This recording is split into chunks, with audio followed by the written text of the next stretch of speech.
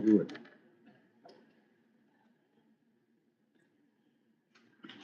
Okay, good evening, everyone. I'll call the meeting to order for council. Nice to see everyone here tonight. And I'll hand it off to Deputy Mayor Kistemaker. The Council of the Corporation of the Township of Hornepayne would like to begin by respectfully acknowledging the land on which we gather here today is Treaty 9, 1905-1906 territory, the traditional lands of Indigenous peoples. As we work towards reconciliation, may we all live with respect on this land and live in peace and friendship with all its diverse peoples. Thank you. And continue on, item number 3, there is none, and item number 4 is the approval of the agenda. If I need a mover and a seconder, moved by Councillor Dragos, second by Councillor Kistemaker. Be it resolved that council does hereby approve the agenda as presented. Those in favor? And that is carried. Declaration of pecuniary interest, declaration of conflict of interest. I don't have any paperwork as of yet. If anything comes about throughout the meeting, you can declare at that time. Adoption of the minutes from the regular meeting of April 3rd, a mover and a seconder. Moved by Councillor Peter Kistemaker, second by Councillor Belinda Kistemaker. Be it resolved that the Council of the Corporation of the Township of Hornepayne does hereby adopt the minutes of the regular meeting of council held on Wednesday, April 3rd, 2024, as distributed. Any comment or mention to those minutes? There being none, those in favor? And those are carried. Item number 6.2 is the adoption of the April 17th regular meeting minutes. A mover and seconder, moved by Councillor Dragos, second by Councillor Peter Kistemaker. Be it resolved that the Council of the Corporation, the Township of Hornepayne, does hereby adopt the minutes of the regular meeting of council held on Wednesday, April 17th, 2024, as distributed. Any comment or mention to those minutes? There being none, I put them to a vote. Those in favor? And that is carried. Okay, we have a deputation tonight. North Rock is coming with us virtually. Ms. Kevin on one. Hi, everyone. Yeah, I'm here. Hi, Kevin. How are you doing? Oh, I'm good. Thank Thank you. Campaign virtually. Yeah, thank you. I appreciate the opportunity to come and speak with you all again at your council meeting. Okay, great. Yeah, we had some discussions last meeting and had some further questions, and we thank you for making the offer back in March to come back and see us if we needed clarification. Yeah, So no we're glad. problem. Okay, great. So if whoever is in control, if somebody could give me the opportunity to share screen, I think it's probably best to answer the questions that you folks had with just some depictions here. So.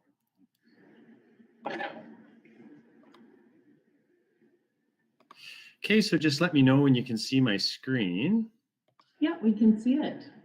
Okay, so just to give everybody an update, the last council meeting in March that I attended, I was tasked with presenting 2 options for the 3rd Avenue reconstruction. One being just rehabilitation of the existing road platform, and then a more robust streetscaping option whereby we were looking at the addition of concrete curb and gutter and sidewalk on one side of the street. During that last council meeting, we also discussed another option, and that being, I won't bother going through the agenda here, won't bother going through the project overview. So this is a comparison. Now I've been asked to come back and have a further discussion with Mayor and Council with respect to option 1, which, as I stated before, is just a rehabilitation option. So what you see on your screen is essentially what that option 1 would look like. You guys, sorry, Kevin, just to interrupt. We're still just seeing the title page right now. Oh, it's not going to option. Oh, what's going on here? Okay, just a second. Oh, there we go. Oh, okay, it came back. Okay, we will go. I'm not sure why it's not showing that, but essentially what I'll do is I'll just move this out of the way. I apologize for the stuff at the top. For some reason, when I'm actually doing the slideshow itself, it's not allowing you guys to see that. But if you can see what I have on my screen here, we can just do it like this. Yeah. Okay, so option 1 was we're going to be replacing the water main, replacing the sanitary sewer, and the road platform was essentially what you have now. And what we found was that we have the road width on the roadway now on 3rd Avenue to accommodate a 3.5 meter lane in either direction, and then about a 1 meter paved shoulder beyond that. That fits very well with the existing platform. We've got 80 millimeters of asphalt, which has been recommended by our geotechnical subconsultant, which matches what you have there now. And then because of all the replacement work, they have recommended 150 millimeters of granular A and 500 millimeters of granular B. So taking a look at another option, which we have now taken a look at since the last council meeting, and I wish that it showed up bigger on the screen. Again, I apologize that it doesn't. But on it would be the westbound lane is the same thing as what I just presented. You've got your 3.5 meter lane and 1 meter paved shoulder. On the eastbound lane, we were able to accommodate something wider, and this is as opposed to doing concrete curb and gutter and sidewalk. So what we found is if we were looking at doing a pedestrian or bicycle walk path along that side paved, we got essentially a 1.5 meter wide dedicated pedestrian or bicycle lane. What I did is I opted to also add an additional half meter in there just to give a little bit further lane separation and enhance safety a little bit. With that extra half meter in there, if the township wants to entertain bolting bike lane delineators during summer months and things similar to what you see in the city of Thunder Bay along the bike paths where the road is exactly to the walking area or bike lane, or even we can just delineate that with paint. But I just like the additional width there. So the question came about the additional costs. So option 3 came in as we expected it would, in between the costs associated with option 1 and option 2. But there was a premium of about $480,000 additional cost. Taking a look at the screen here, before I get into the actual costing, I'll explain the additional costs. So the additional costs are obviously, one of them from option 1 would be the additional width. So we got to make sure that that road base drains properly so that we don't get any heaving or premature breakup of the asphalt. So you've got additional granulars that have to also go across that extra width. Both granular A and granular B, and we also have additional costs because of the extra asphalt width as well. Further to that, when we were looking at option 2 originally with the concrete curb and gutter and sidewalk, the road drainage is also based on that concrete curb and gutter. So we were talking about having to add some additional storm sewer elements, which would collect that water along the gutter into a storm network and get rid of the water that way. Because we don't have the curb and gutter anymore, the road still has to drain, the surface drainage still has to drain off the roadway. So we still have to utilize a ditch system. And because of the additional width now, as you can see on your screen here, the smaller ditch right against the asphalt we say on there's the existing drainage ditch. You can see that the new ditch has to kick over further. So we have a little bit more excavating that has to be done. And then we also had put in an allowance for some utility locations.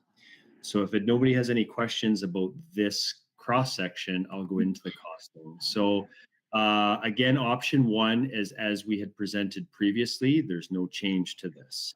I'll just make note in there of the costs associated with the granular base and asphalt, because those are the ones that do change with option 3. So then going to option 3, you can see that the granular base and sub base value has gone up, as well as the asphalt cost.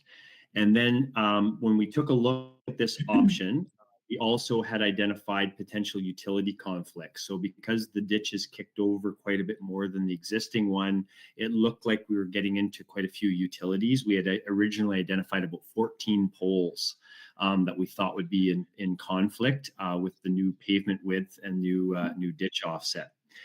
So for the purpose of costing and being able to do the comparison, we assumed about $15,000 per pole relocation. And we also assumed that the town of Hornepayne would be with 100% of that cost. I did allude to, I don't know if you recall, but I did also allude during that meeting that if you guys have any type of a cost sharing agreement with Hydro One or Bell, then obviously that cost would be less. since the time that I presented this costing to Eileen and submitted it to her, we have knocked the utility conflict value down to about half of what you see in front of you.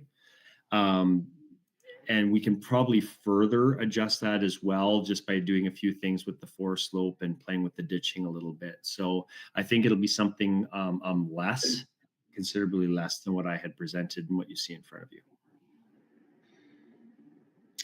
And that's really all I had, unless anybody has any other questions.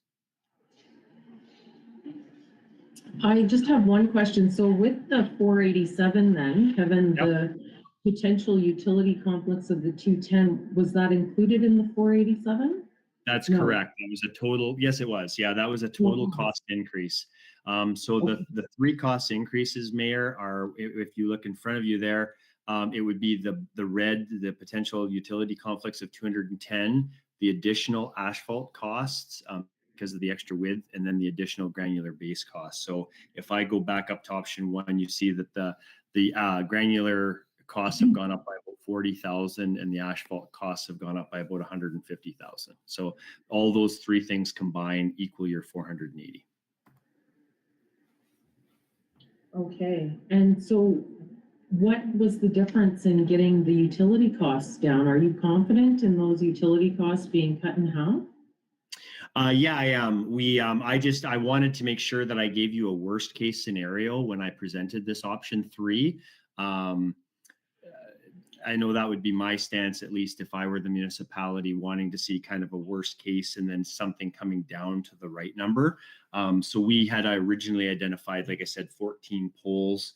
Right now we're at 7. And again, even when I'm saying that we can cut that in half, if that's still assuming that the town of Hornepayne is burdened with 100% of those relocation costs.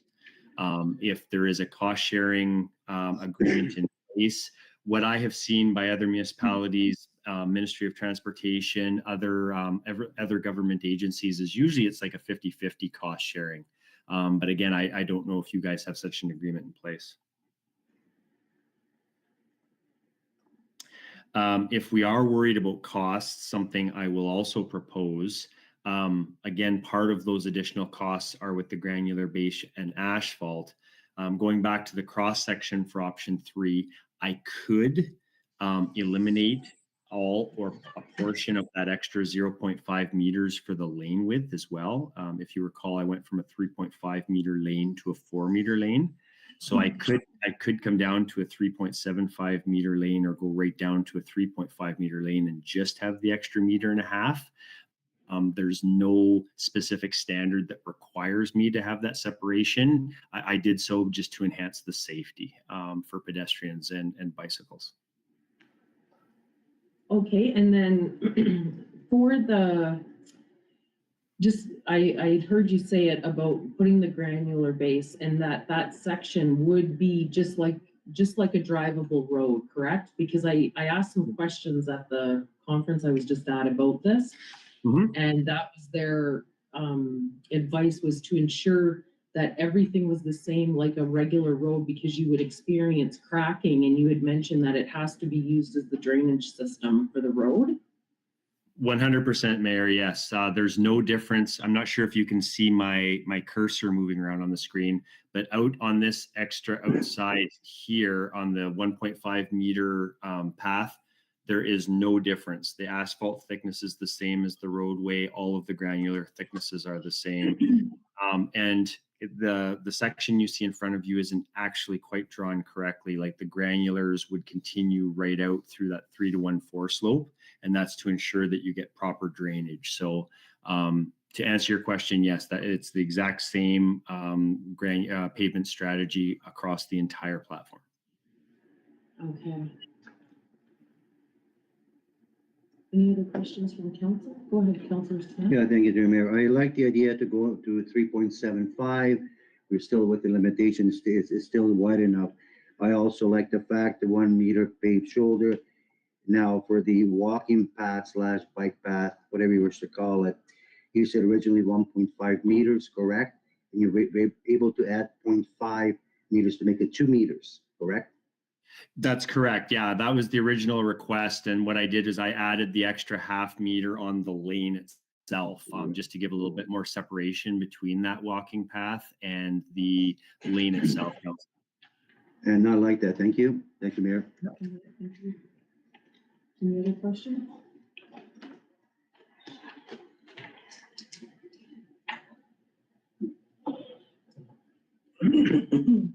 So, Kevin, you had mentioned an option about cutting down part of that portion.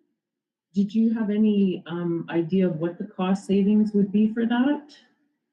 It would be a portion of the difference, Mayor. I'm just going to go to option 3. So our increase in granular costs were about $40,000. So I'm gonna guess that you're gonna save approximately 25% or so, somewhere between 25 to 50% of that premium. So you probably save yourself an additional somewhere between $10,000 and $20,000. Asphalt, your increased costs are $150,000 right now. You're going to save approximately 15 to 20% of that. So between our reduction in utilities, and if we went down to half of that, like just to a 0.25 separation instead of a 0.5 separation, you're down about $100,000 on the potential utility costs, another $60,000 or $70,000 type of thing, probably for the savings on the asphalt and the granular base.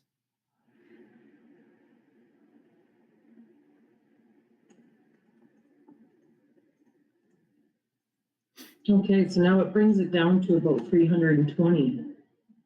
Yeah, and I think that's pretty reasonable. Yeah. Does it, with the decrease of the 0.25 meters, does that help with the utility locations at all? Does that affect them at all? It does. In some, yeah, absolutely. In some cases, so I know you guys are all intimately familiar with 3rd Avenue, obviously. There are areas along 3rd Avenue where there are intake and offtake ditches that bring water into this right of way and also carry water out of this right of way. On some of the south side streets, you also have off ditches that take the water away. So our ditch varies up and down in depth. It's not a consistent depth all the way down the road, from the east end or from the west end going to the east end down the hill. So there are areas where the poles end up kind of in the middle of the new ditch line. Sometimes they're just getting some material taken away from them on the back of the alignment. So cutting down that extra 0.25, it may not help in every situation, obviously, but it'll definitely help out, probably save us a couple more poles, yes. Okay.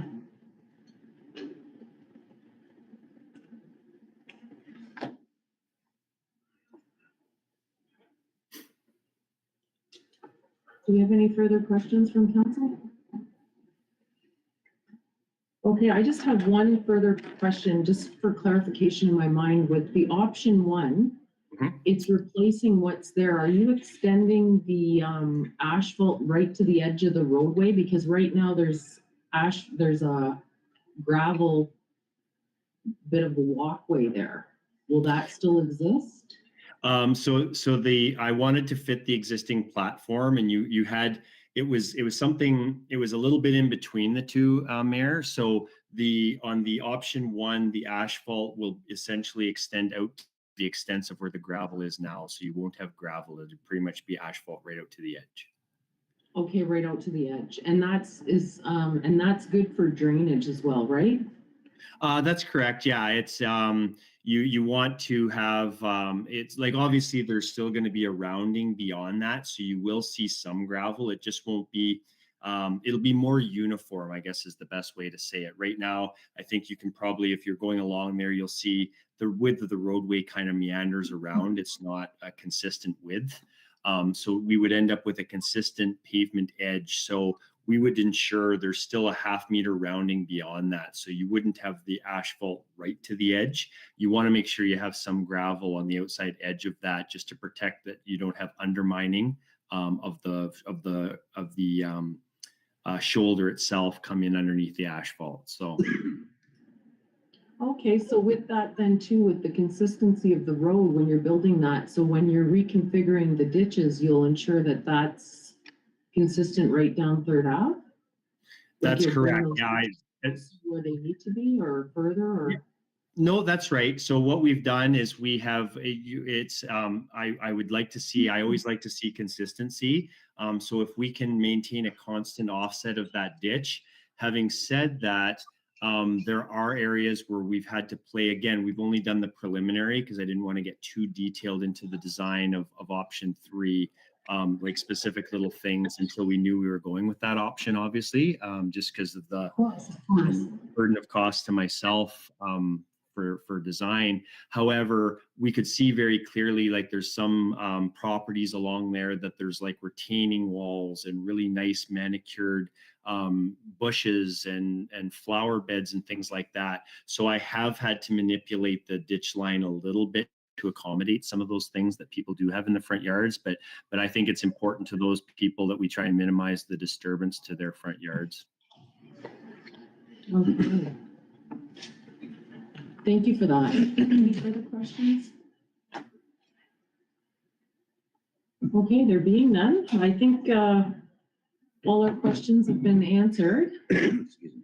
You'll be off screen and we'll think of something probably. That's okay. Okay, well, thank you for joining us at our council meeting tonight to discuss this project. We Yeah, look no forward to problem. getting it started for sure. Okay, so yeah, you guys can decide exactly what the way you want to do, and then Eileen can give me direction, and we'll just continue on. Yeah, and just for clarity, taking this extra time, we haven't hindered the project at all from your angle because we had till June, I believe. Yeah, no, that's right. It's we've got time on this, Mayor, because you guys were never anticipating constructing this until at least next summer. And so we've got plenty of time to finish the design and things like that through this summer and fall, so that's not a problem. Okay, great, fantastic. Hey, thank you for joining us, Kevin. Okay, thanks everyone. I appreciate your time, and everyone have a good evening. You too.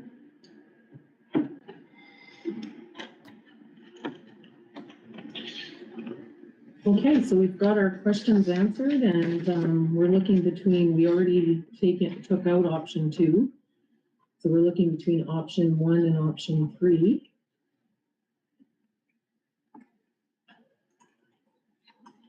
And I open up the floor for discussion from council. Go ahead, Councilor. Yeah, through Mayor. Thanks for him presenting again, and obviously the most common sense in my eyes is option 3. We don't have new infrastructure below the surface. Let's get it done right, and especially for the safety that wasn't there, in my opinion, for the last 40, 50 years. And we're moving forward. The road, he said, could last anywhere from 15 to 20 years. And I like to see option number 3. Thank you.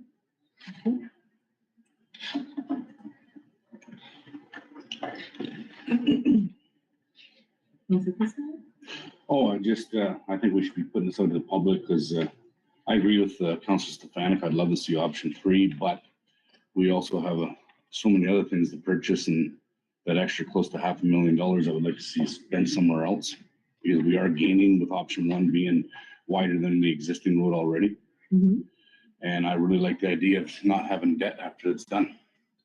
Because we're looking at getting a new pumper truck a month. We have a laundry list from our public works manager, and we got lots of things to purchase. So, but I think maybe the public should be involved in this. But for myself, I would be voting for option number 1. Okay. Yeah. Only because there's so many other. If we had all those other things taken care of, I'd be all for it. Right. Go ahead. I really want to do option 3. However, after looking at everything that Melissa sent with the long-term thing, I think we have to stick to option 1. I think that's the only direction that we can actually really take. The figures are right there. It's showing, and it's what affected me the most was what would happen with our taxes, our water, and and sewage. So that made a big difference for me. I do not want to affect the taxpayers because it is bad already. That was my big thing when I looked at it. Okay.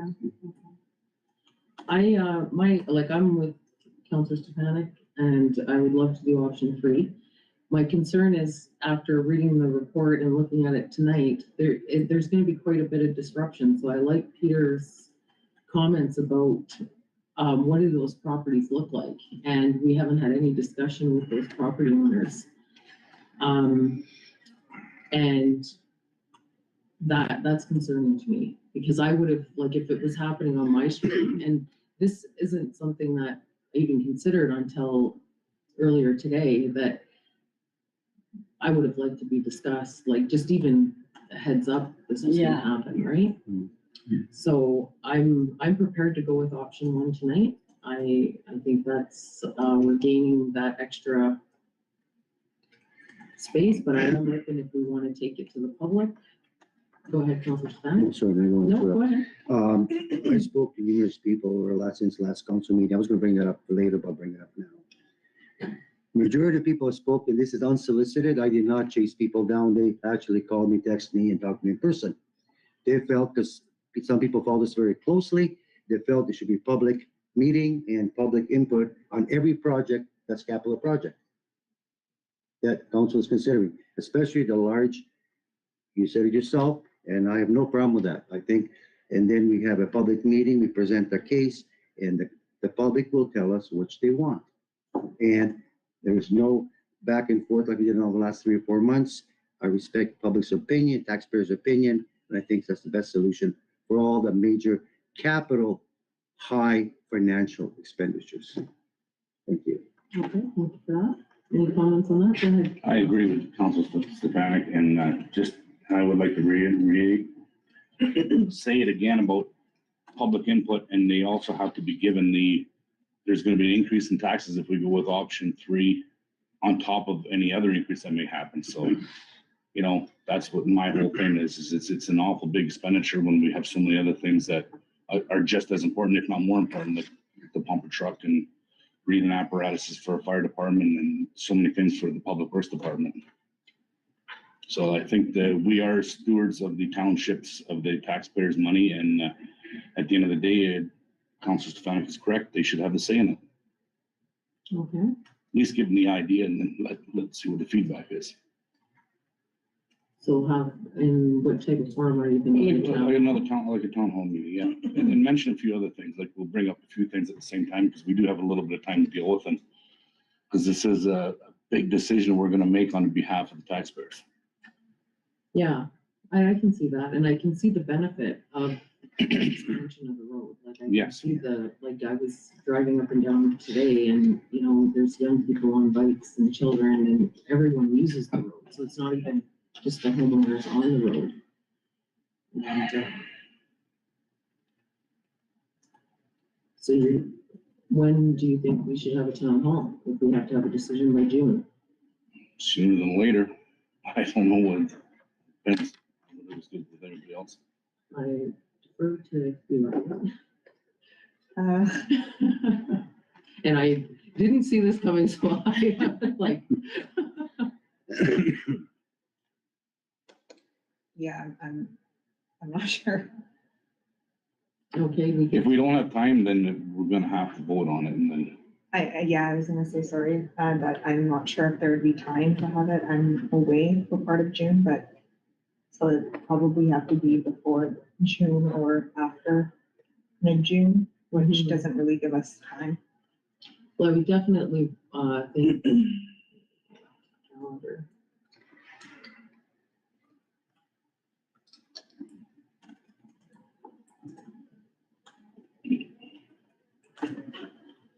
Because we have a council meeting on the 15th. I'm going by memory right now. June 5th and then That's Or not, correct. sorry, May. May 15th. Yeah.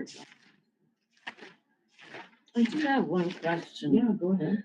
With the information that was provided to us, is there,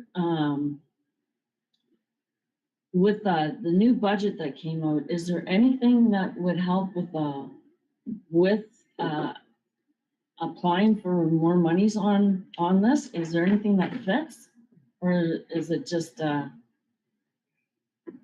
I know with the provincial budget, you can't stack funds and I don't. Okay, know too I much did about the read that. federal budget. yeah.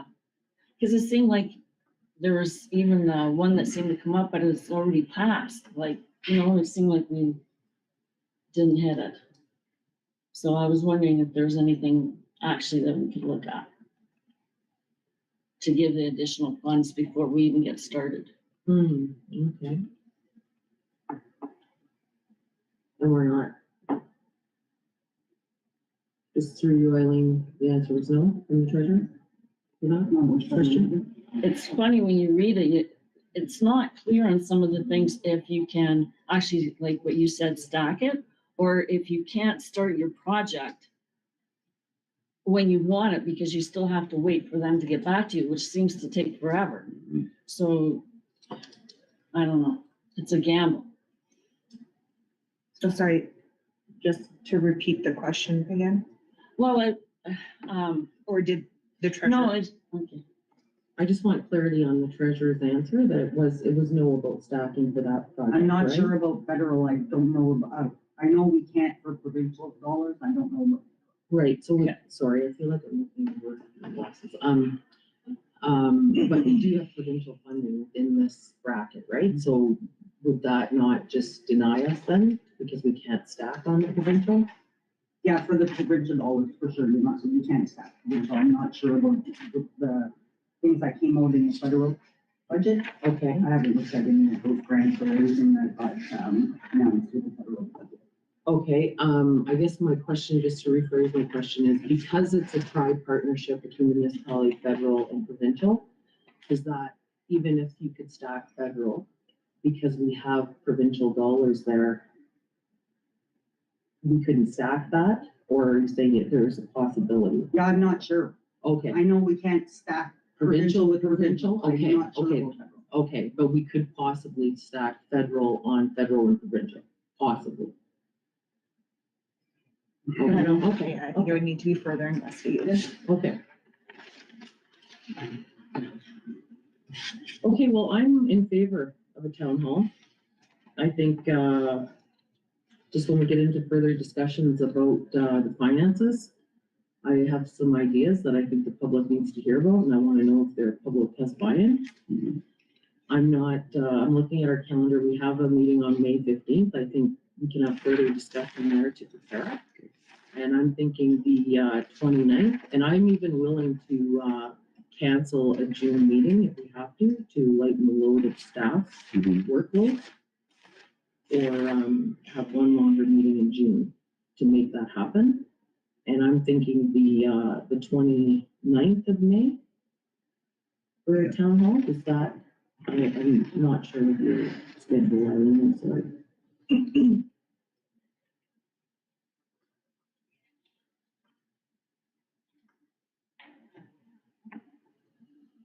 And the town hall meeting would just be here in the council chambers? No, in the Legion. Okay, well, we'd have to check with the Legion to see if they're Yeah. available, but the 29th should be doable.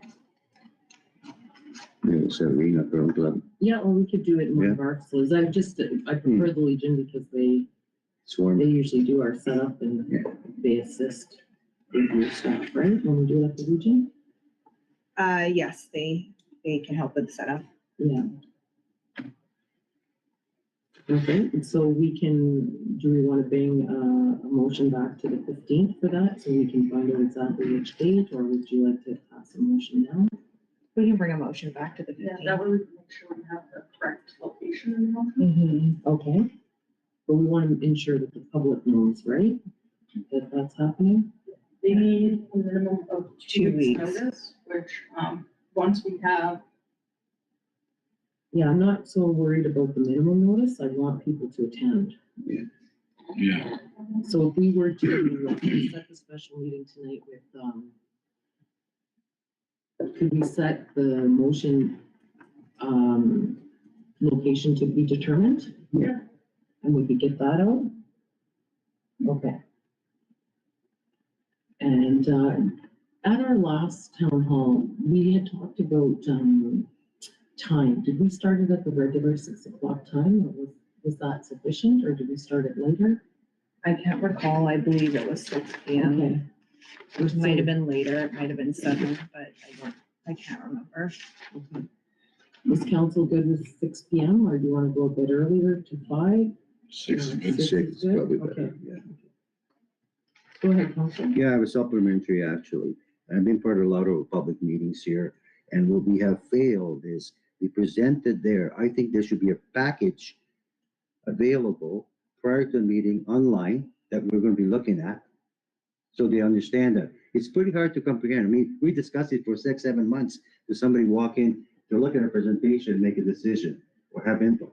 I think my respectful suggestion is have it online when the staff is ready through council.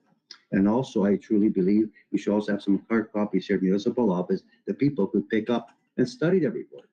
All the projects that are happening, so it's transparent. This is what's going to happen. This is what we're looking at. And people have full information to understand what their input is going to be, as opposed to overburden that evening for 2 or 3 hours. Okay, I hear your comments. Let's figure out what we're gonna present first, because if the magnitude of that is sufficient, I'm just concerned that the staff will not have the time to put all of that together in sufficient time to follow the procedures of Right. putting the package out, because with the, go ahead, sorry. I was just gonna say that the presentation, the North Rock presentation has been public, like it's part of the public meetings, right? So it's online already. So the public can view it at any time because the agendas are public, so they can view the presentation at any point. We can have hard copies available at the township office. But otherwise, they have had access to it for the last few months.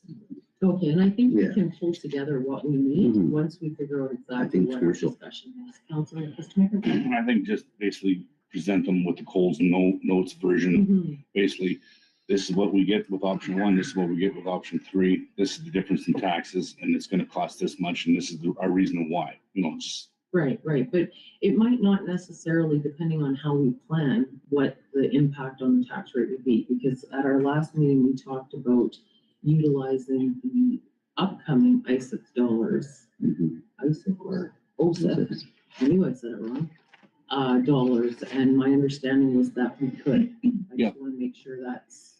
Yeah, but option 1 is debt-free, where Yeah, option debt, 3 yes. is we're gonna have a debt. That's what I Yes, mean, like, that's what I was trying to convey, yeah. Yeah. And I just want to make sure through to the treasurer that that's correct. So About the, utilizing the OSIP dollars to pay loans that are yeah, used for that. she's saying. She's saying yes, okay. I just want to keep it clear in my mind, because I've been up till 3 a.m. several nights trying to figure this out. Go ahead. I just wanted to, so we'll need a motion for that meeting this meeting, correct? Yes. Is this to discuss only the third Ave project, or are we talking about multiple capital projects? I think, can we label it capital projects? Yep, I And then just that wanna way, we'll know later the exact ones that we're gonna have, but capital projects. I just wanted to make sure. Thank you. Okay, and do you have a motion ready for that? I'm still working on that, but we Okay. do have, I'm guessing we'll defer the North Rock motion that's on the agenda, so do that one. Is that suitable for council, that will defer that motion? And we could pass that motion at the special meeting once decided, once we take further intake, because we're pretty much, we know we either want to go with 1 or 3. We just want to hear what the community has to say about the rest of the capital projects, right? So, yes, so Jen, could you, I can get you a mover and a seconder for a deferral if you like. Yeah, for sure. If I can get a mover and a seconder first for a deferral motion of 7.1, moved by Councillor Peter Kistemaker, second by Councillor Belinda Kistemaker. Be it resolved that council does hereby defer item number 7.1, Third Avenue Reconstruction Project analysis. Okay, and those in favor? And that is carried.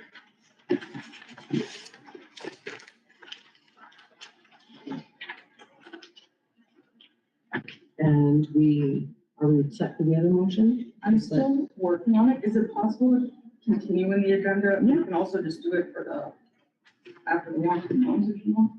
Okay.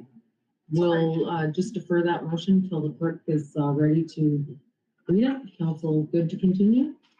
Okay, we're moving on to departmental reports. If I can get a mover and a seconder to open the floor. Moved by Councilor Dragosta, second by Councilor James Kissmaker. Be it resolved that the Council of the Corporation of the Township of Hornepayne does hereby acknowledge receipt of the departmental reports provided at the regular meeting of council held on Wednesday, May 1st, 2024. Okay, our first report is the CAO report. I don't think you have anything you'd like to add to your report or comments? I don't, but I can take any questions. Okay, great.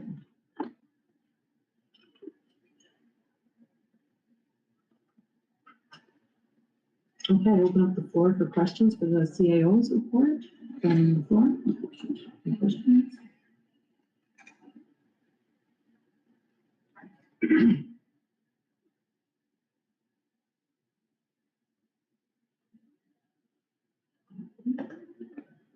I have a few questions. I see that thank you for the update on the website and the subscribers.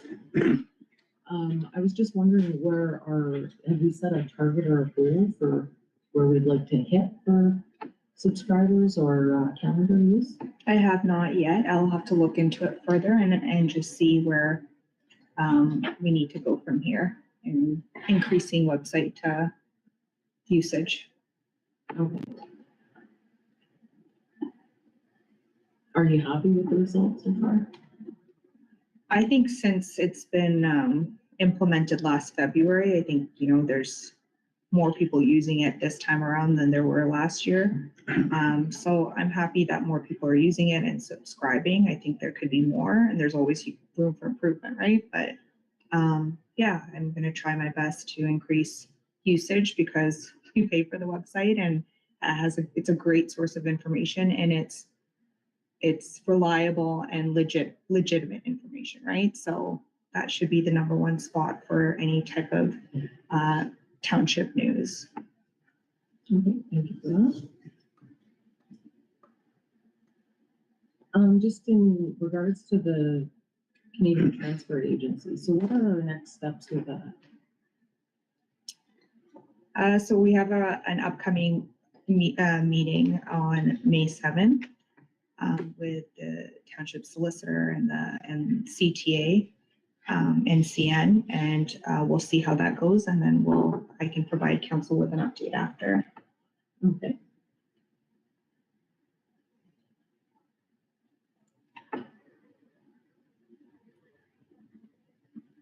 And I see that the HHAs, we're gonna have a kickoff meeting with, it's gonna be scheduled soon. Are you anticipating in June after or May? I would say it'd be more so in June, just because I am still working on the agreement, which needs to be reviewed by the solicitor as well. So it would probably be in June sometime. And for the airport, were we able to get the brushing complete? And Yes, it's been completed. okay, I believe it's been completed. Yes, it has been. Sorry, Okay. I needed the public works manager to confirm that, but the brushing for the most part has been completed. And I need to move forward with trying to remove the RCAP now from our airport, which I'll work with Octant. I think they're Octant Aviation. They'll help us out with that. okay, fantastic.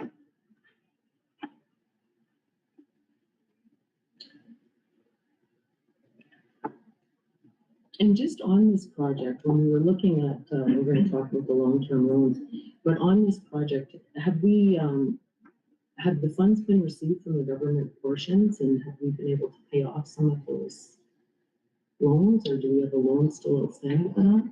I'm going to defer the question to the treasurer. Yeah, for Yeah, sure. we've received the funds and we don't have any loans tied to it right now. Okay, great, great.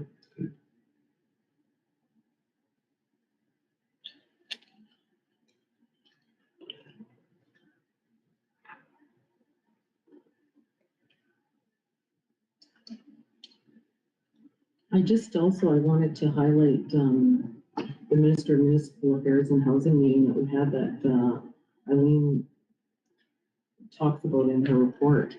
So we had met at council's direction with them to meet on the fire truck, the decarbonization, and the OPP boards.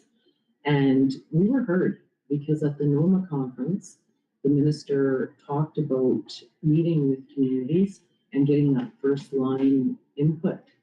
And we're not the only communities that are having to put in this decarbonization. So I was hopeful, and there's some backlog right now at the federal level to release infrastructure dollars.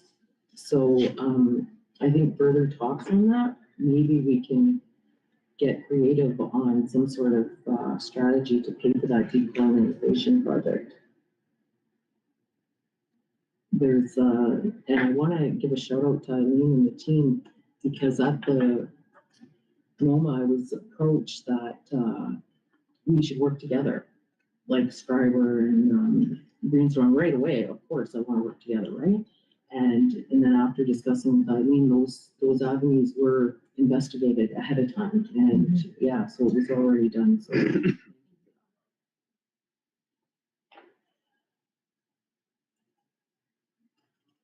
And I want to say congratulations to Stephen Furman becoming the first public works lead hand at the municipality.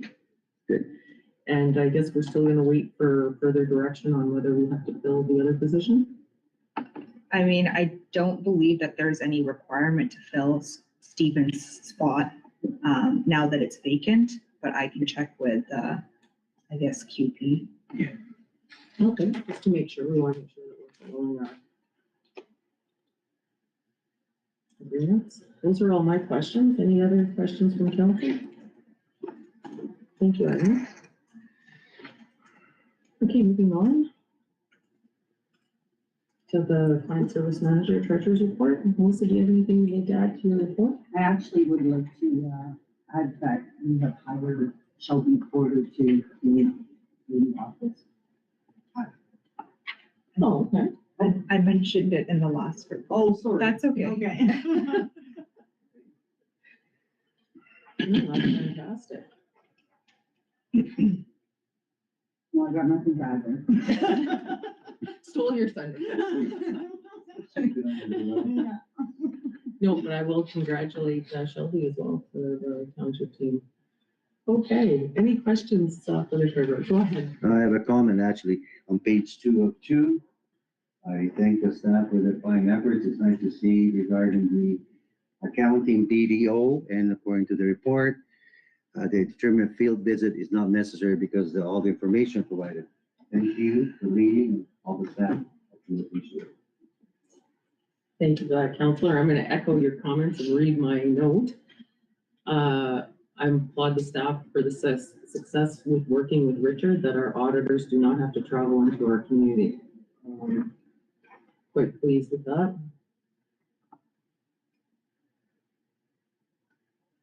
And any other comments?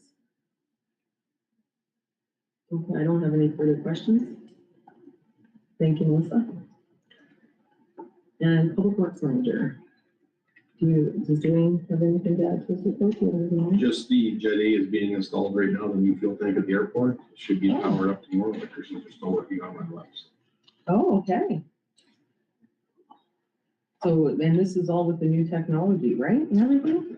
Okay. I probably won't have a clue at what I'm looking at when I see this new technology, but I'm sure our pilots will be pleased. Okay, any questions for the Public Works Manager? Go ahead. Just a comment.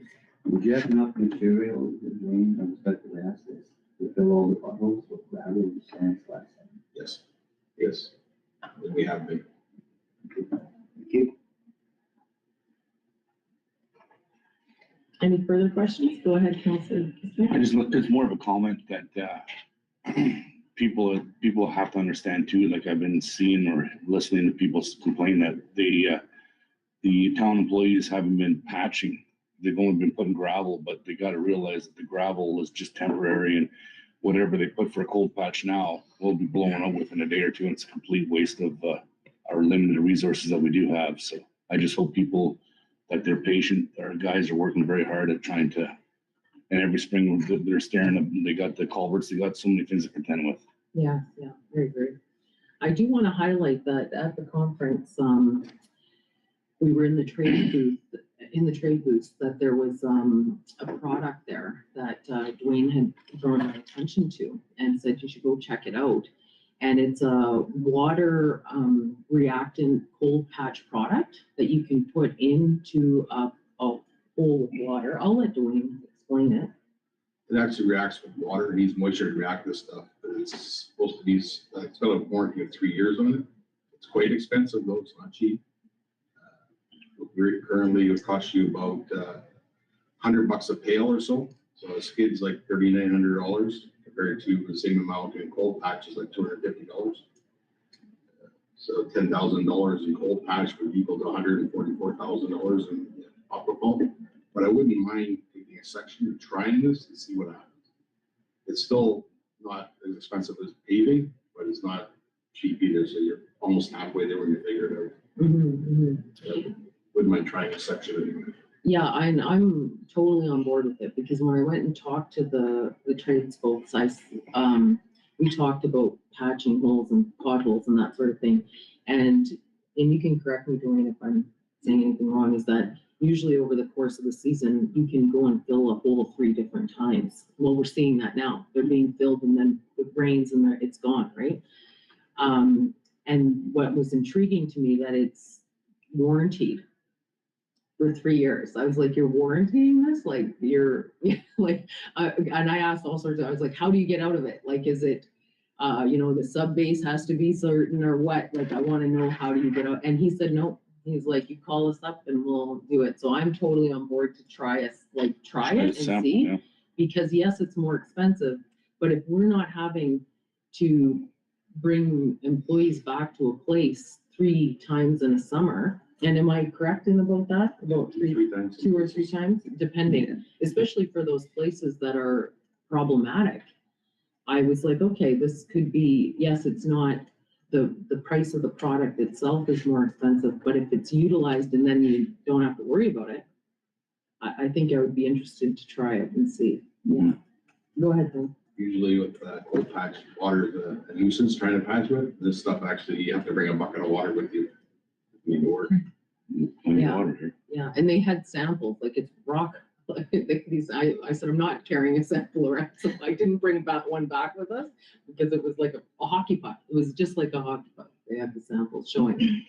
Yeah, but anyway, I would be totally on board to sample that. Go ahead. I will proceed with this. I found a project for you, Mayor, in the high traffic areas where, 2-way stop, massive hole, the tennis courts, high traffic areas, see what happens. They warranty 3 years. Put it next time and see what happens. And I kind of have a spot picked out that there's a No, lot it's all of good. traffic and I would go ahead and try, Mayor. I'm telling you, Yeah, instead of talking about it, let's do it and see what let's try happens. it. Yeah, for sure. And we are coming on to 7 o'clock, and I apologize. At the beginning of the meeting, I did not mention that we have a closed session at 7 p.m. And we do have regrets. Councillor Shenneman did send regrets. He mentioned that last meeting. But just on, we'll finish up the reports. I just wanted to let Dwayne know that AOR's presented at NOMA. So they got the skills development funds that Good Roads got last year, a similar package.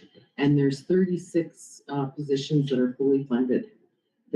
All the information's not out because they just received the funding last Monday. But fully funded program again with all expenses paid. So and there is a leadership funding, so that might fit with your new hand. I'm not sure. I just want you to know it's okay. Go ahead. It's in Northern Ontario, it's all down in golf. No, they have spots in all across the province, and they are targeting people in Northern Ontario. And I spoke with Kelly Elliott quite extensively about this, so it's just stay on top of it because they're just rolling it out now, and yeah, so there may be an opportunity there. Thank you. Okay, any further questions for Public Works Manager? Okay, we'll move on to the Economic Development Officer. Stacy, do you have anything you'd like to add to your report? No, I have nothing to add. Okay, thanks. Any questions from council?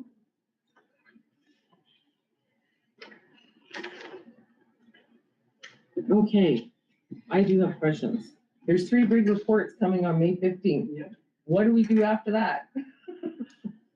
What do I, like, I'm gonna read them, but like, what do I have to do after that? So, I mean, the 3 massive projects, they're on my departmental till the end of the year, so they're not gonna be implemented overnight. Yeah, of course.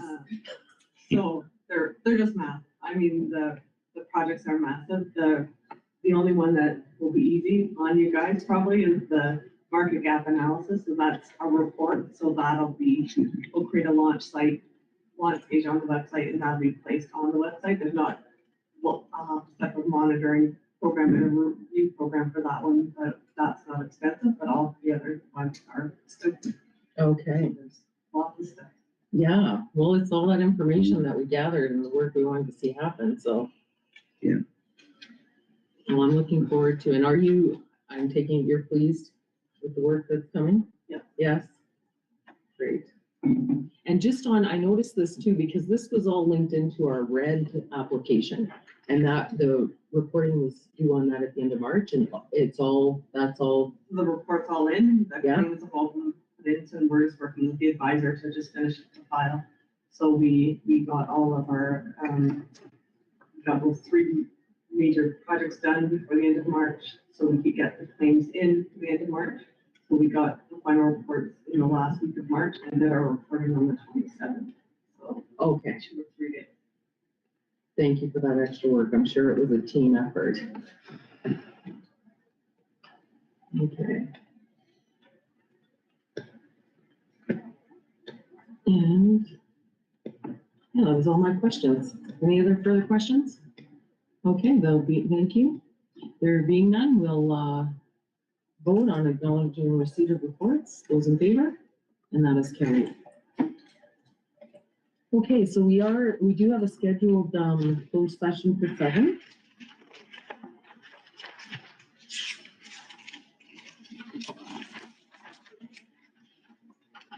If I can get a mover and a seconder to move into close.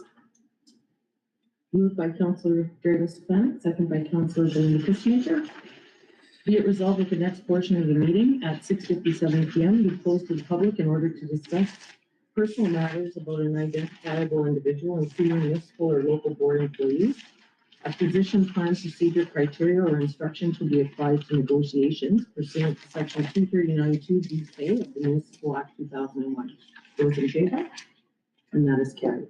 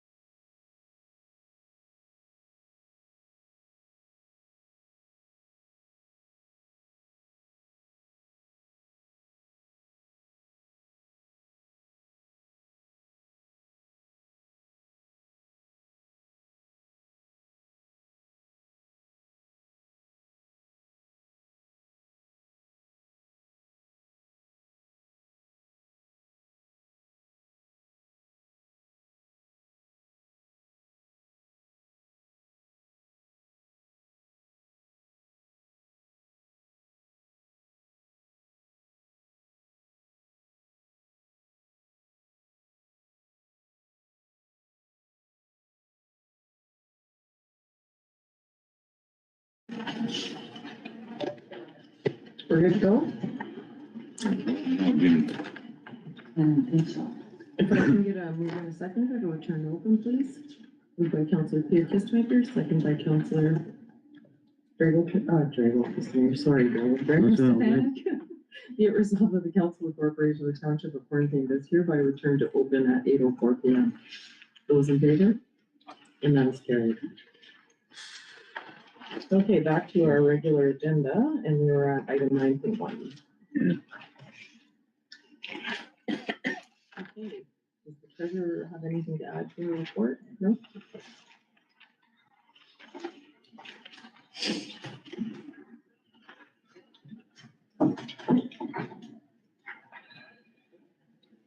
Okay, I open up the floors for questions or comments on the short-term and long-term financing report.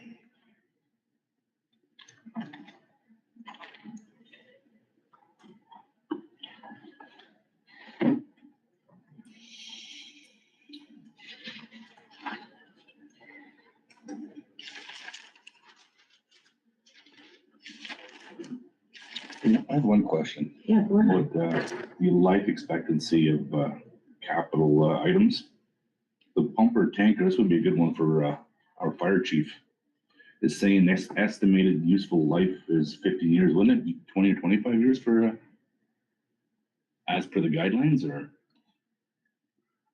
or is this only for finance purposes they put this kind of limitation on it? I'm not Okay. sure. That answers it. What was the answer, please? It was yes. For amortization, how long you can finance it for. Okay. Yeah.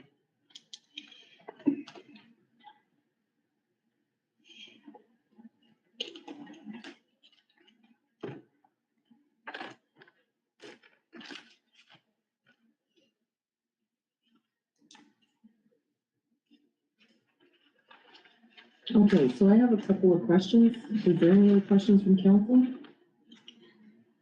Okay, so I reviewed our budget and financial controls policy with the capital items. And I think by our own policy, we shouldn't be borrowing for smaller amounts of 2,500. So I just want to point that out right off the bat.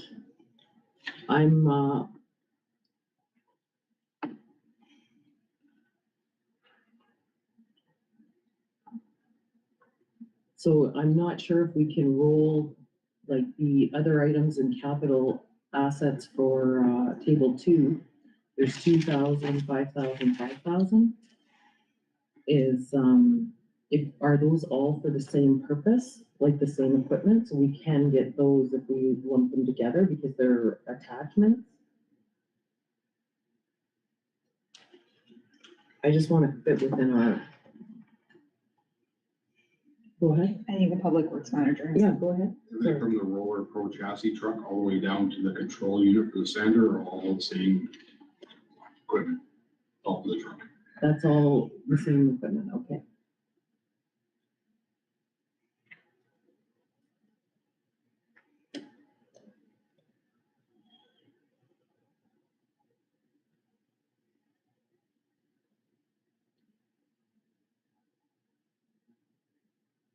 Okay, any further comments from council? Go ahead, Councilor. Yeah, I mentioned again, I'll repeat what I said last meeting, second last meeting, so I'll repeat it one more time so everybody gets what I said. I said the arena into the short term, specifically I said the water agency projects mid to long term. Again, the expertise we have from the treasury. I'm not an expert in that area. I want the best, and it was a good report to go through. I need a hard copy of this as well, please.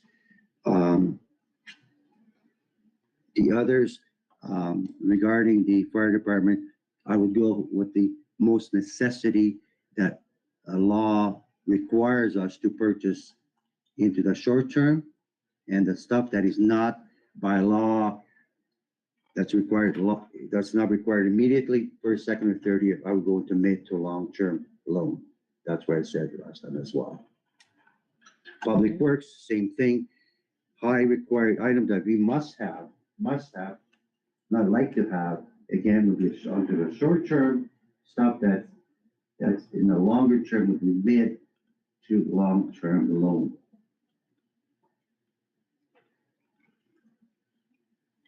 Thank you. Okay, thank you, Counselor.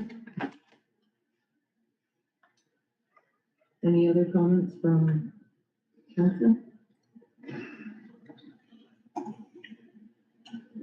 Okay, I have a few comments.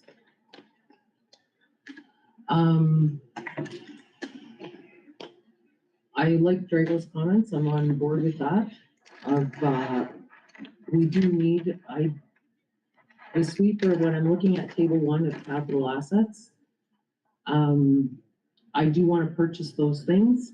Where, when and where and what can we wait to purchase? The sweeper, the side-by-side, I'm not sure if we can actually put the snow blower in there. And then the washer and dryer. I'm willing to look at the long-term loan that is coming due in 2026 and matching that amount so that we have it extended over. The pumper and tanker truck, we have to put all of the fire department, everything that we can, and find out about that new fire department money that's coming available. Because there's no way that we are going to be able to sustain our community and not have that. So I think we need to do some background work into figuring out what that funding is going to look like, prepare for it, and then at that time, if it's a grant, then go for both your fire truck and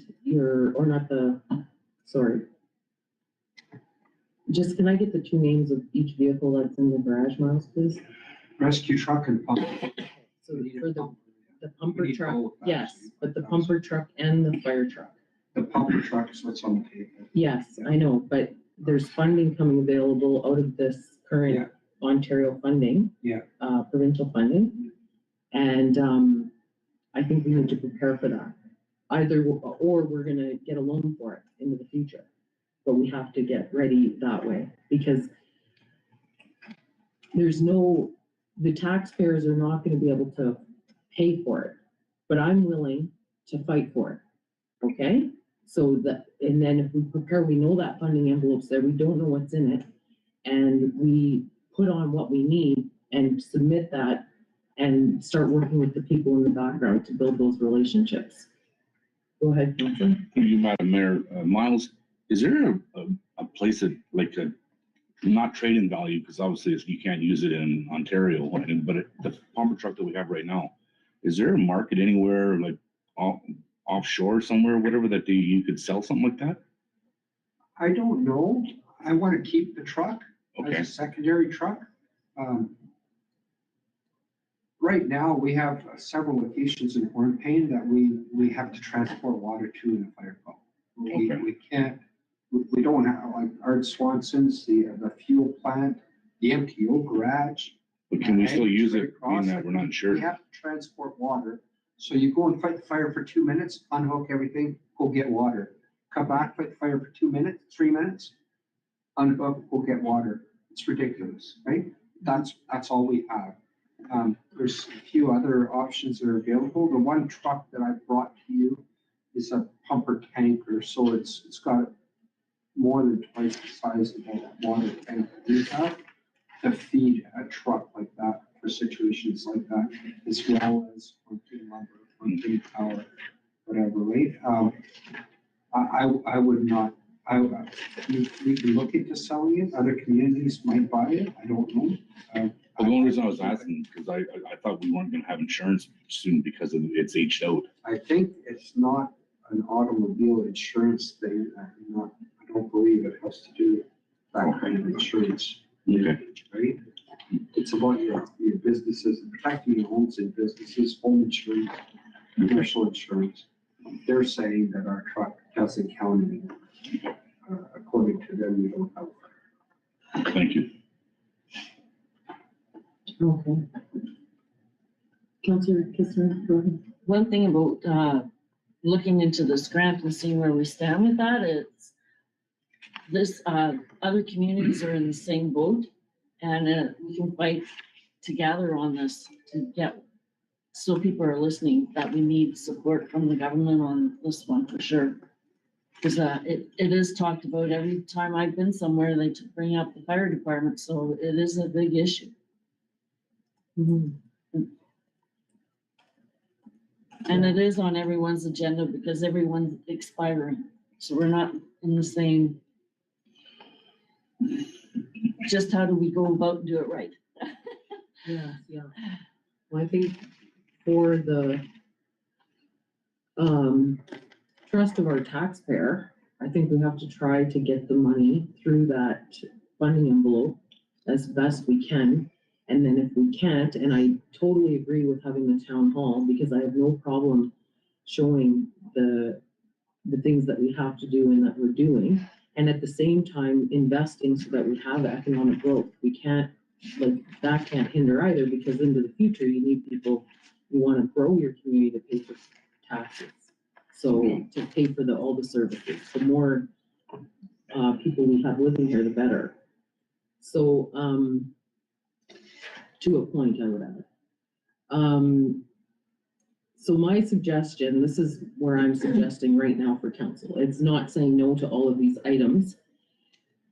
The 10-year loan, for the 10-year, I'm willing to go into a 10-year loan for those items, for the 82,000. I'm also willing to go into a loan for the fire department building renovations and the ball field. Now we can't, it would be over a 30-year lifespan right now, correct? Yep. Yeah, because that would be the most, just because we've talked about the fire department and the people that work in there. And then the wastewater dechlorinization, we have to find the money for that. Because when you're looking at the numbers, I believe that over the 20 years, it's 75,000 per year, are the interest and the late payments. That's directly on our water bill. Am I getting that number right? Sorry.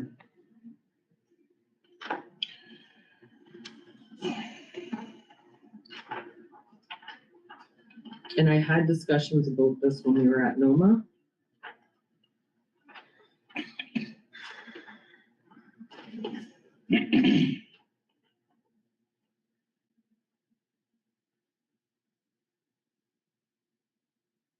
Sorry, it's 79,000 annual payment, repayment at 20 years for the dechlorinization.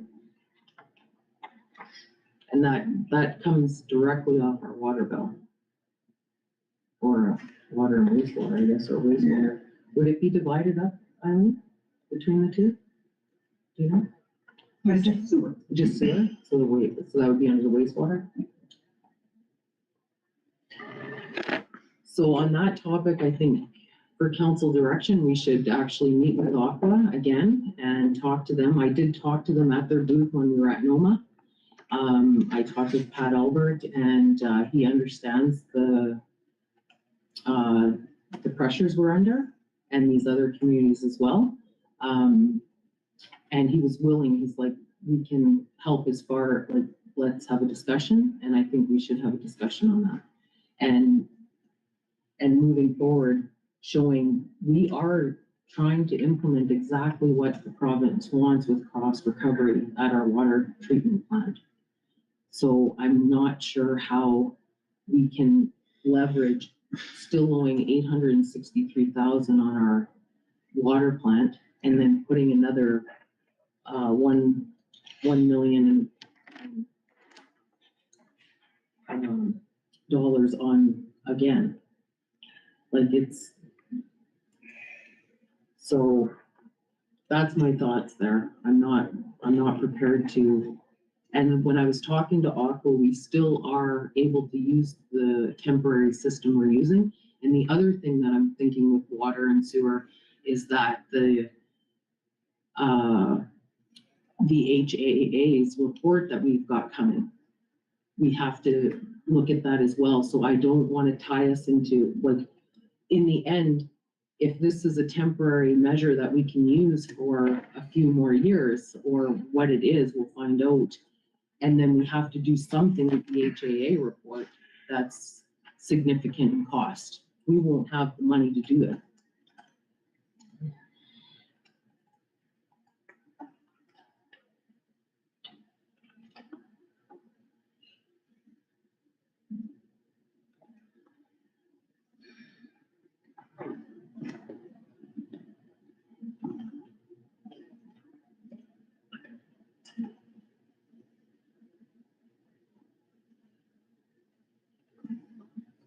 And just going through the contracts for the Third Ave and the arena project, I was reading them. I actually got confused because they have the same end date on them, March 2028. We have to have that wrapped up for both the projects. I'd have to double check, but I believe one of them is 2028 for sure, the arena.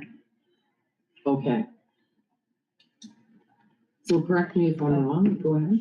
So the program runs that long, but when we did our application, we said when we were actually gonna do the project, so the ISIP one, I think is potential completion in 2027.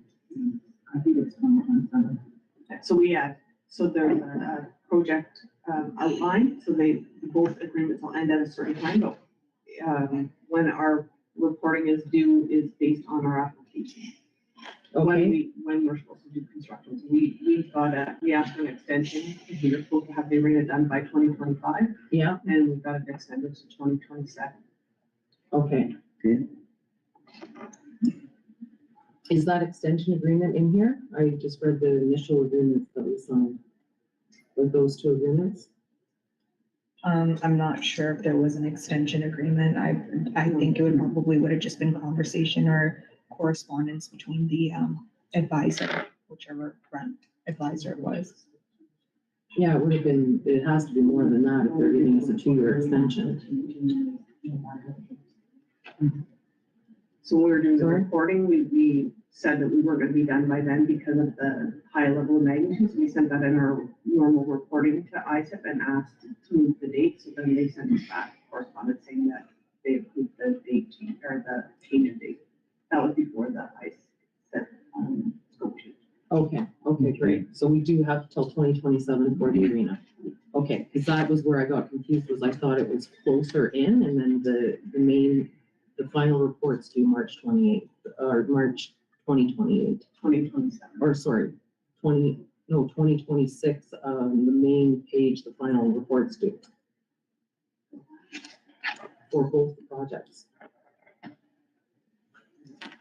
Sorry, Mayor Fort, can you repeat the question? We need clarification. Okay, so in conversations, I was aware that the arena project was due, it needed completion beforehand. But after reading the 2 contracts that are in the package, the completion date for both projects, when we go to it, is the final report, I wasn't, is due March 2028 of the arena and the Third Ave project. I think I'd have to look into it and get back to council. I don't know the exact dates. Okay, so from that, why that's important is I was talking with, and thank you, Melissa, for all the work that you did with Reconstruction Ontario on getting that information. I was able to talk to them at NOMA about the construction loans, and that you can fully, and it's in Melissa's report, the same thing, that you can fully pay it off, or you have to go into a long-term structure. So depending on when we actually get that long-term loan, we decide, so the 2 contingencies here when we're talking about the arena is we have to have the substantial completion done by a certain date. And then if we are going to pay off the loan, that the loan could be due in March of 2028 because we're in it's a 5-year loan and we're in 2024 right now. So, and in talking with Infrastructure Ontario, I was inquiring about, well, what if we wanted to pay the loan off? Like what what is the substantial completion? And they, said that they could work with us, because I had told them about possibly if we were able to pay it off, like, do we have to go into a long-term loan? Like, if we're gonna pay it off that next year? And, they said they could work with us, if we had a full plan, and if we had pledged donors that showed, that would help us. And she honestly said, we've never seen this before, but we're willing to, as long as you can show that you're going to either go into a long-term strategy or pay off, we could extend the 5-year term with interest only, even though you're beyond substantial completion. Right. Okay, and that was right, and I have the contact with her, so I think that's areas where we have, they want to work with communities. Obviously, you have to be able to pay, right? Yep.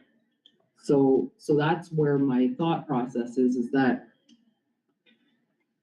we bring it to the community for their input, is show the community that if we were to pay off, if we could raise the 1 point, and I'd like to raise more, I'm gonna put that right there, but 1.2 million of our portion of the arena project, plus 220 for the ball field on top of that, I would like that paid off.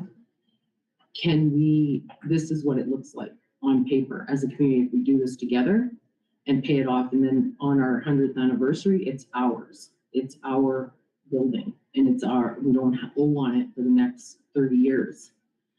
And then we show the community that the other option is we do it and we pay through our taxes. And this is what it looks like. And I think both is fair, and I think it's, I like Drago's recommendation to do a public discussion on it, because I want to know what the public thinks about it. And the thing with the having pledged donors is you don't have to live in the community. It could be someone that is going to come to the 100th and they want to support our community. So we have a wider base for that than just our taxpayers here, which I'm not sure. I'm not sure what the feeling is. I think Hornepayers and the people who've lived here in the past care about their community, and I think we could do it. I do. We'll never know unless we try. Yeah. So from that, so I'm willing to, I don't know if we, because we do owe 660 so far on the arena project so far, right?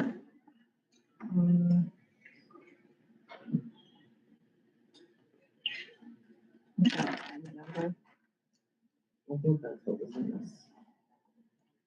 Staff recommended a long-term loan for 660,000 for the arena project. Right. But regardless, if we were to shut down the project tomorrow, we would have to pay that?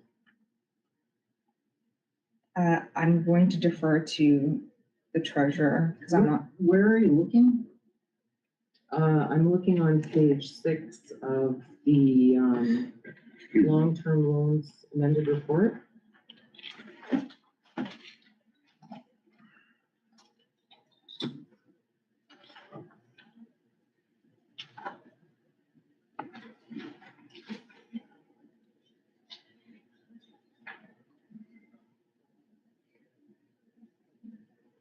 So 660 is how much our portion for the arena project is in 2024. Right, we need that for 2024, that was my question. Yeah, okay. So, but if we go after the entire loan, like, we have to pay that regardless. So if we go after the construction loan for the arena project, we would cover that out of that loan, and then if the town decided they don't want to go with the arena project at all, we scrap it, we would just pay our portion of the loan off anyway, right? We would have to pay back everything that we've paid so far to pay our. Okay, so we need to know those numbers when we present to the municipality. And how much, do we know how much we've paid to JL Richards? No, I can find it. Okay, so those are the numbers, because we want to present a real case, because I'm willing to go for it. I think our town needs it, and then depending on what the town sees for the the advice that we get from our town hall for the Third Ave project. Go ahead. So since we're talking about the town hall meeting, I do, after just while you guys were enclosed, I had some time to think about this further, but I do need further direction and clarification from council for the town hall meeting. My recommendation is to have it just for the North Rock project, just because I believe it can get really convoluted. If council needs capital projects, then which ones do you need on there? What info are you wanting to be presented to the public? Essentially, what kind of input are you seeking from the public? Is it an open-ended discussion? Just because staff needs to know how to prep for the meeting, right? And what information to present to the public at the town hall meeting. Yeah, and I think I had stated at the time when we discussed that once we finish with the loans conversation, we'll know what we want to present to the town hall. So Sounds you'll good. get that information.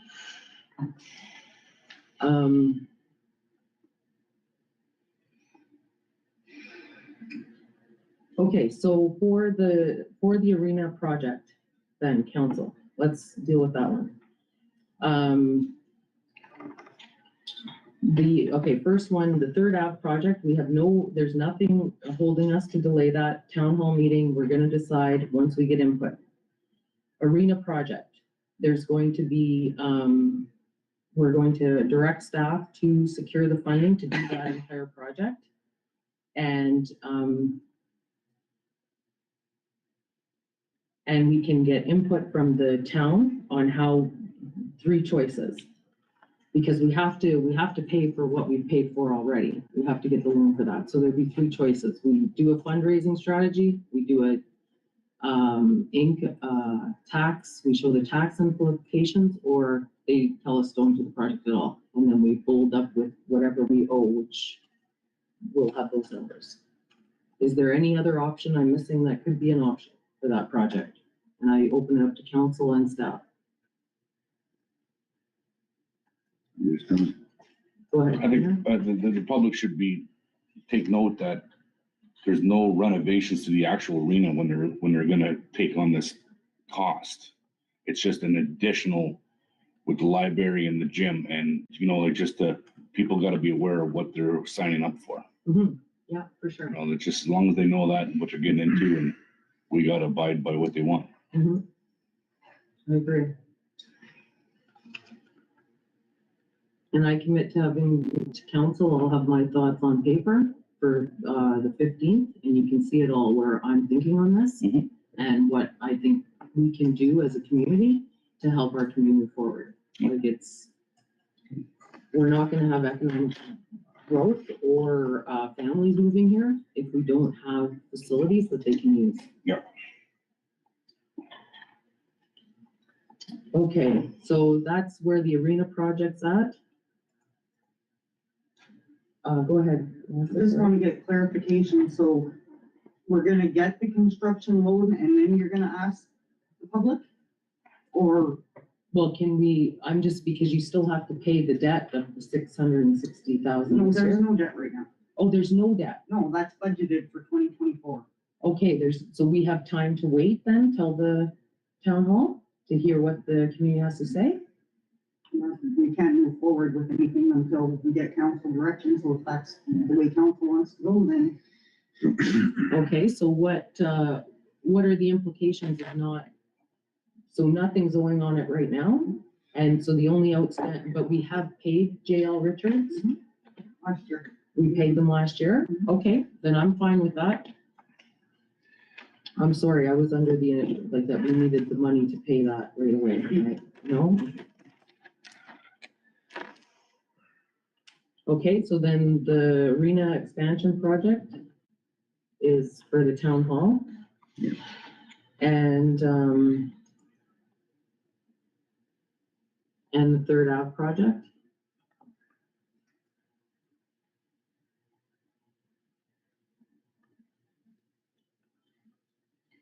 Go ahead. Sorry, the treasurer has. I just want to clarify that we haven't paid JL Richards everything. We've paid them up until this point of what we've done. Like where our contract with them is not fulfilled. Everything came to a halt when we put in the school change. So Okay, it's just that portion. Okay, and we only got the scope change on February 21st, right? Like, yeah. Okay,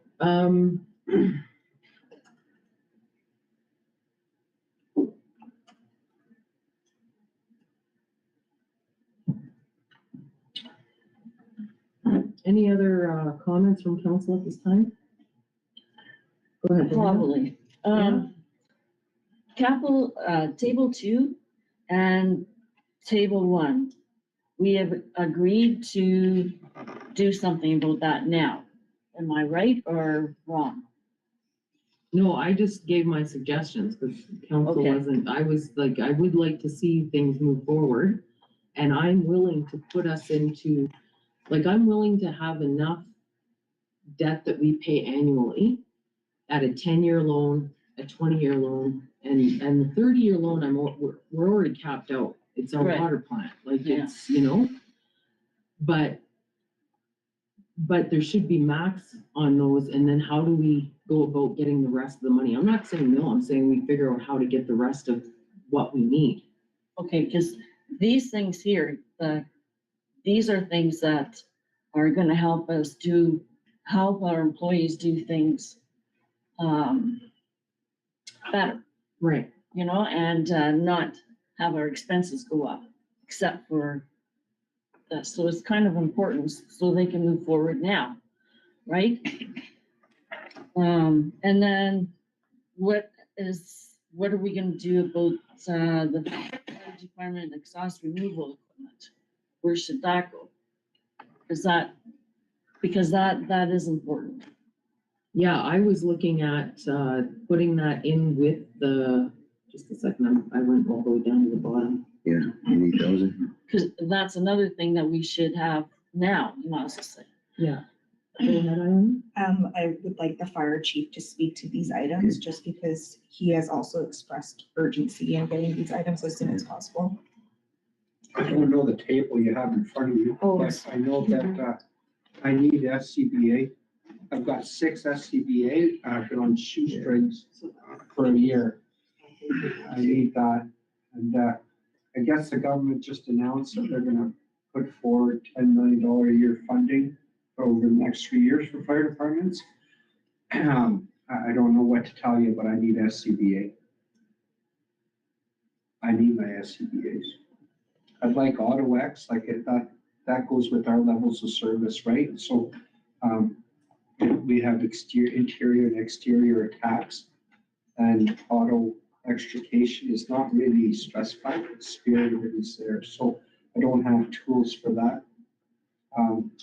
But if we have a house fire right now, I've got 6 packs, and I can't fight a fire with six guys. That's an exterior attack only, and I send everybody else home because every firefighter has to have equipment.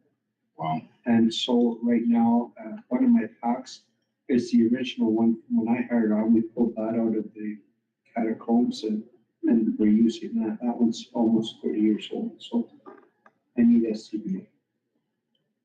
Go ahead, Eileen. Sorry, I just wanted to add as well, it's important for the washer and dryer and the, Councillor Belinda Kistemaker referred to it as well, the exhaust removal equipment, because it's, those are, I believe, regulations or legislation that was just It's all implemented. Ministry of Labor, all of it. And it's, Exactly. Okay, go ahead, Councillor Pat. Yeah, what I said originally, 37 minutes ago, if anything is needed by law, that's the by law, it's not a rocket science decision. Those are things that are needed. It was brought, the fire chief sat here and gave us the information, so let's move on those. I mean, we discussed that SCBA for quite a while now, if I recall correctly. So let's get it done, please. Before it's, Go ahead. So to put in the exhaust removal system, like if we're gonna be purchasing another truck, that'll change things a little bit. I don't see that being too much of a problem, but it'd be hard to say, okay, we'll put in the exhaust removal system, put in rails up in the ceiling, and then take it all down to redo it, redo the renovations, like, you know what I mean? Like, we gotta take all that ceiling down, pull all the insulation out, and start from scratch for those renovations up there. So I couldn't see recommending to you guys to put in an HVAC system and then rip it all down to the foundation. Okay, so because I would like to see the renovations done. And if there is funding coming available for the fire department, I'm okay to go for the units that you need. Like, you should have bought those last year, Immediately, yes. okay?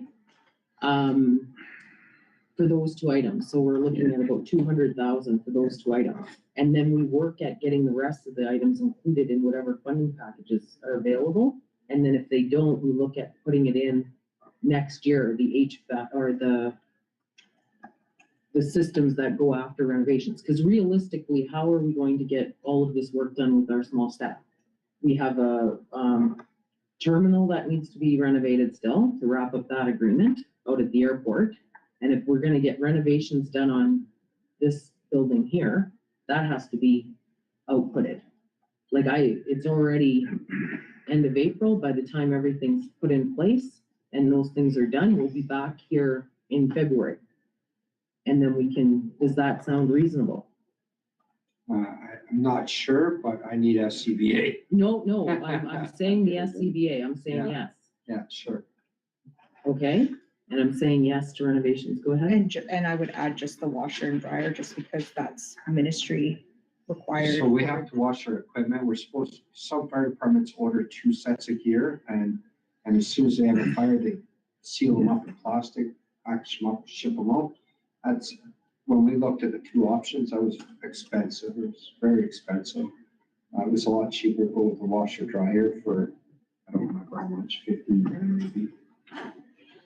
That was a cheap option. Okay, well, for the table 1, I am willing to go for the table 1. I don't know just by our own policy if we do snow blower, but if we can, that's fine. Or as council's decision, we just do it. But I think the sweeper, it's needed now. We should have it right now.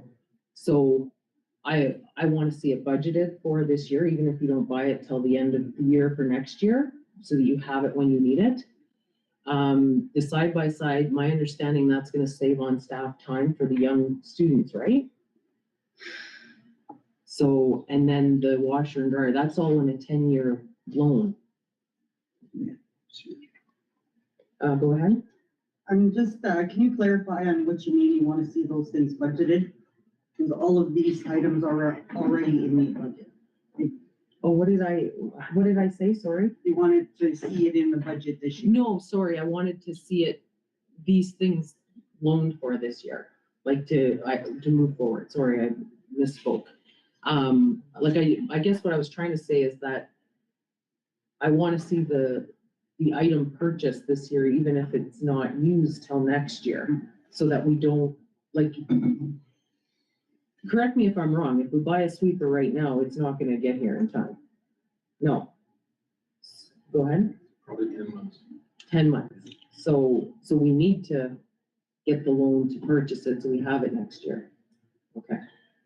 Go ahead. And with the chassis truck, how important is that one? Probably very important, right? Go ahead. Definitely needed.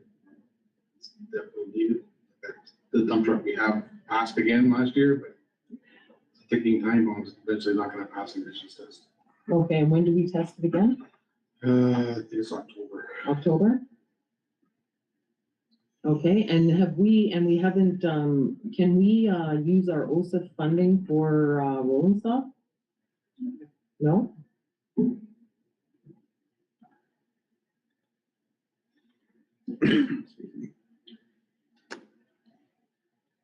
So, Go ahead. okay, the rolling stock one, that is going to be finished in 2026. And then, I read that right? And we were gonna probably renegotiate that, is that what I understood?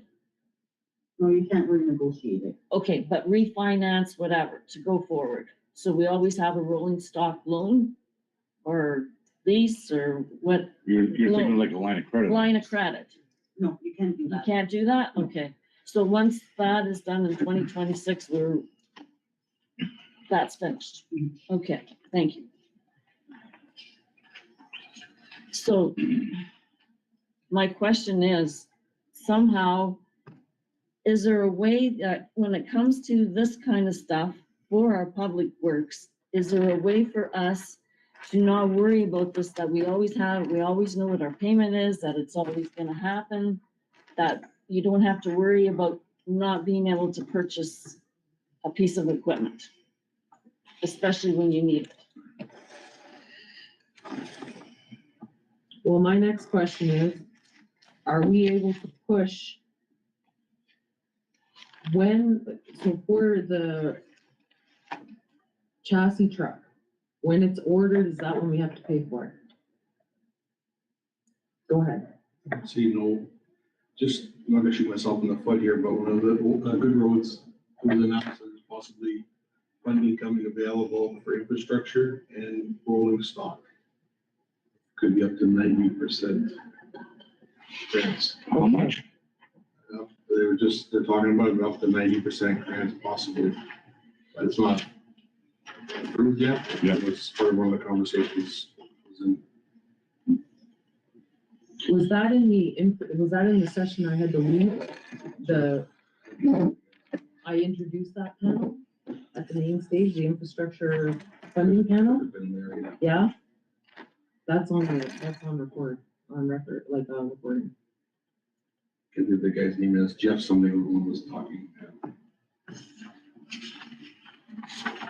Okay, because this is my thoughts on this, okay? So we have, we got a loan in 2016, a 10-year loan for $400,000 for rolling stock.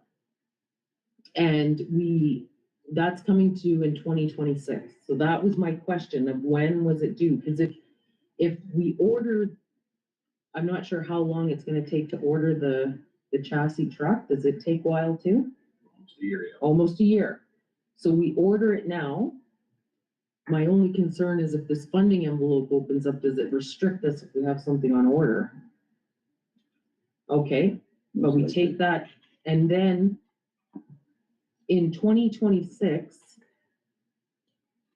we'll only have 1 year of dual payments. If we keep the loan similar to, well, it'll be a bit higher because the interest rate is different. Like, that's what I'm thinking of, is that we have a 10-year loan that we know we need 10-year items. So in 2026, we've been able to handle this amount. And then we get the loan, we order the truck. If we don't need to pay for the truck this year, we order the truck, get it on stock, then we get the loan next year, pay for it, but then it's 1 year of, and depending too, I guess, depending on when we get that loan, the payment would be, like, if it's the 2 payments a year, if we get the payment after the payment's due, when is our first payment due? The following year. Okay, so we can get smart about that. That's the kind of, like, and then we think about the next 10 years so that you're buying something again. Like, we have to ensure that we have sustainability through the years. Is that clear what I just said? Yeah. Yeah, go ahead. Drew. Yeah, I think, before moving on this, I think, respectfully, just suggest you, Mayor, to make some calls to see if this is gonna be factual 90%. Is this a pipe dream? Somebody came up. I've been through many workshop conferences in my lifetime over the last 40 years, and sometimes statements were made in a rash and didn't really come to fruition. Yeah, definitely follow up. I wouldn't, my experience, if you order something prior to applying for a grant, the grant will not be applicable. I've worked in many municipalities, and that's exactly the case. You don't, until you get a written permission by certain ministry, that you go ahead, because you have to wait for a whole year. But that would be my respectful suggestion, to make some call to see, is this gonna be a reality? Yeah. I mean, you heard it, nice to know that, but I like, if you have contacts, please. Yeah, no, we can definitely look into it. And then if not, I actually got called away for a delegation during that session Okay. because I open sessions that I want to sit in. And I right, just happened to get whisked away to a delegation. but that was a suggestion, thank you. But that, thankfully that session's on the main stage and Okay, so it's those are recorded. recorded, so they'll Okay. be coming out, probably if they're not out now, they're coming out. Okay, thank you. And then we can move on this issue. Okay, so,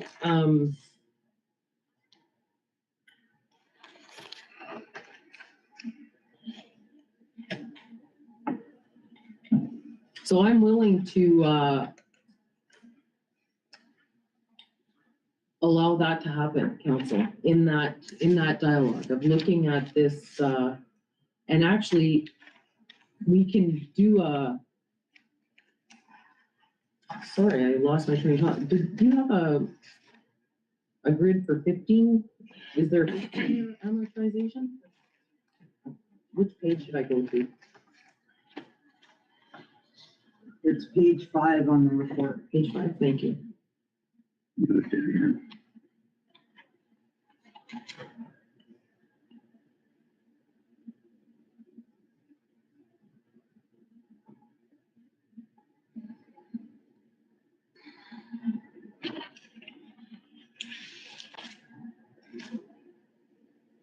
So it would be 20, so if we borrowed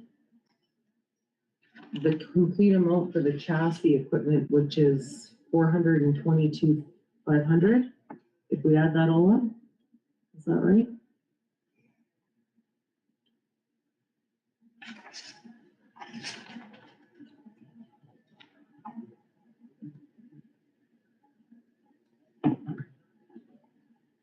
And we have to include the self-breathing apparatus in that 15-year. Yeah.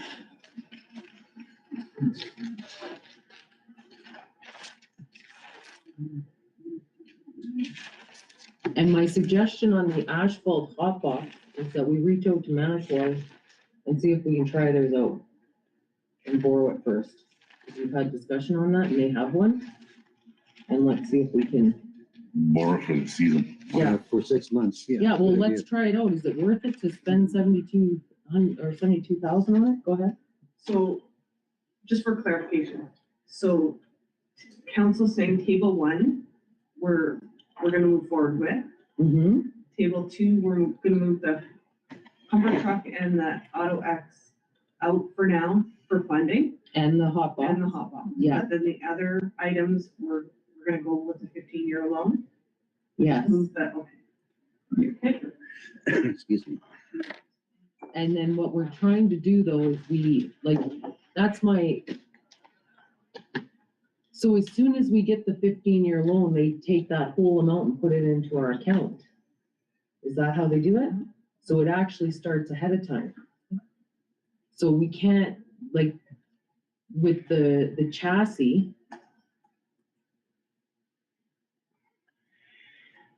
I'm almost apt to move those breathing devices into the 10-year.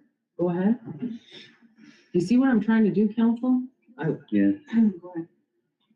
So the letter we received from the fire marshal's office said a grant is coming for $30 million for 3 years from the provincial government, $10 million per year, each of the 3 years. And it says here, this is an application-based grant. Municipal fire departments will be able to apply for funding for fire department infrastructure, personal protective equipment, and specialized decontamination tools to clean and sanitize fire gear.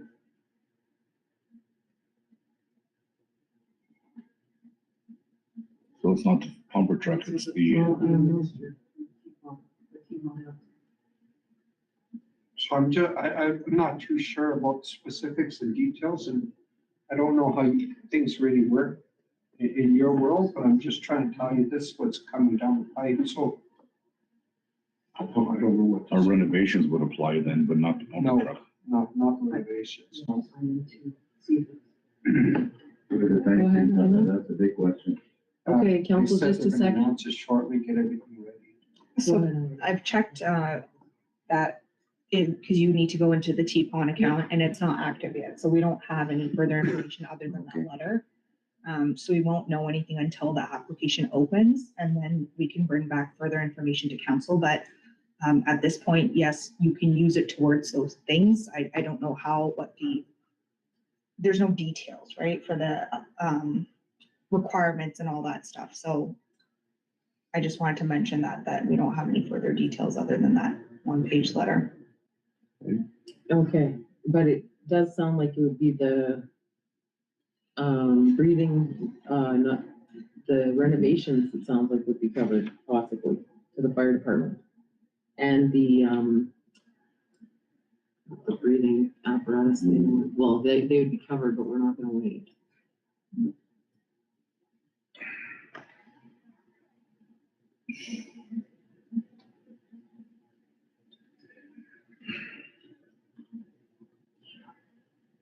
Okay, yeah, I guess that's my concern is that back to, so if we get the 10-year loan, even though we're buying the sweeper next year, we're still paying the interest on it this year. No, we wouldn't get the loan until we need it. Yeah, but if we wanna buy the washer and dryer, the side by side and all of that. Yeah.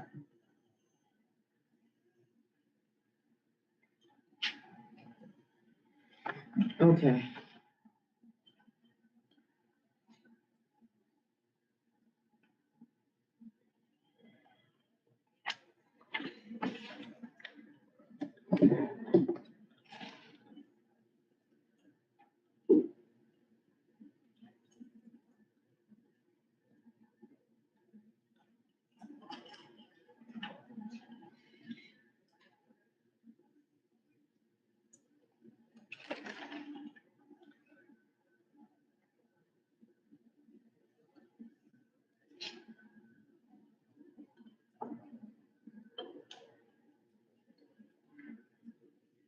Did they give any indication of when they would release that funding, the more information on it? No.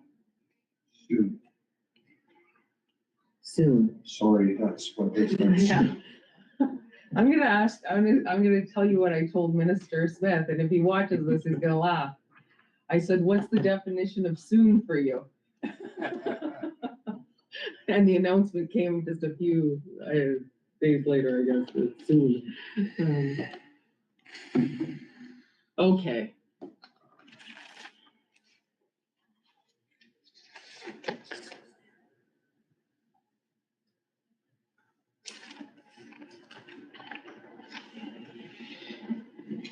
I propose that we go for the Pro chassis truck with all of that equipment, because it's gonna be a year out. We get that loan. It's gonna be a 15-year loan. It'll come due next year. We do order the truck, so it's in the queue. This is my suggestion. So I'm looking at table 2. We don't include the breathing apparatus in the 15-year. We include the breathing apparatus in the 10-year.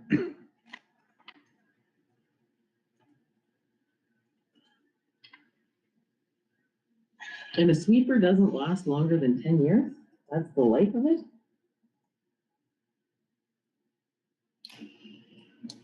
How old's our sweeper we have now? Madam Mayor, Yes, go ahead. I'll pass this one by, Yes, I want to Public hear. Works Manager, but, the rolling, the truck. 15 years is a long time to pay on a truck like that. I wouldn't recommend going even 10 is stretching it. Because with these new, environmental systems that are built in and that, you don't want to be stuck paying payments on something that might have to be traded in sooner than later. All the other attachments I have no issue with, but the truck itself, 10 years is stretching it, really is. Okay, I'm sure with the amount of hours, it would 10 years comfortable, but after that, that's just from my past experience with equipment.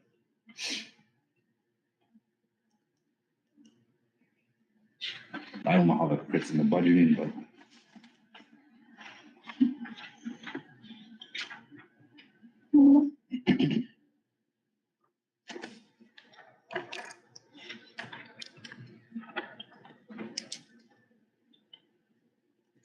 I wish we had all the information, like all these funding envelopes. I'd hate to be borrowing, you know, and then we find out we could have went for it, but then at the same time, you have to move forward. Okay, so just to go through the list, the washer and dryer is a must. That's Mhm.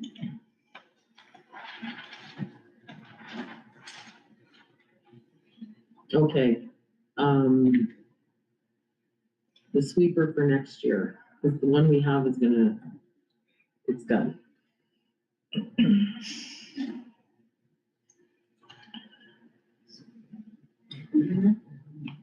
Go ahead, sorry. Sweepers pretty much out for a day and in for half a day of repairs. Okay, so it's costing us money. And the washer and dryer is legislated. Okay. And the side-by-side is gonna save us money in staffing, is my understanding, right? Because the students would be self-sufficient to do their work. Yes, it's not an absolute necessity, but yes, it would definitely save trafficking the guys around and moving flower pots and everything else. Okay, but it's not a necessity. Not over. Okay, self-breathing apparatus, yes.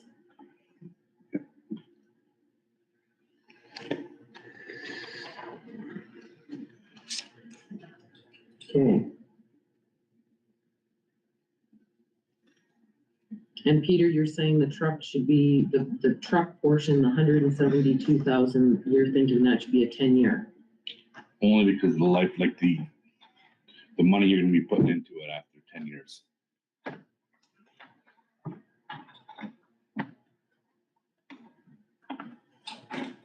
But all the attachments, that would be, I defer to the public works manager, but I would say 15 years is comfortable for those. yeah, I and agree.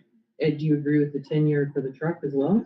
Yeah? Change the chassis in 10 years and then all the apparatus will fit in the next year. Switch. Yeah. Makes sense. Okay, okay.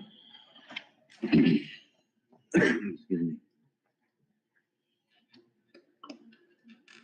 Okay, and the fire, oh, that was what I was trying to look for. The exhaust removal equipment for the fire department, that sounds like that might be included in this funding envelope that's coming. Might be.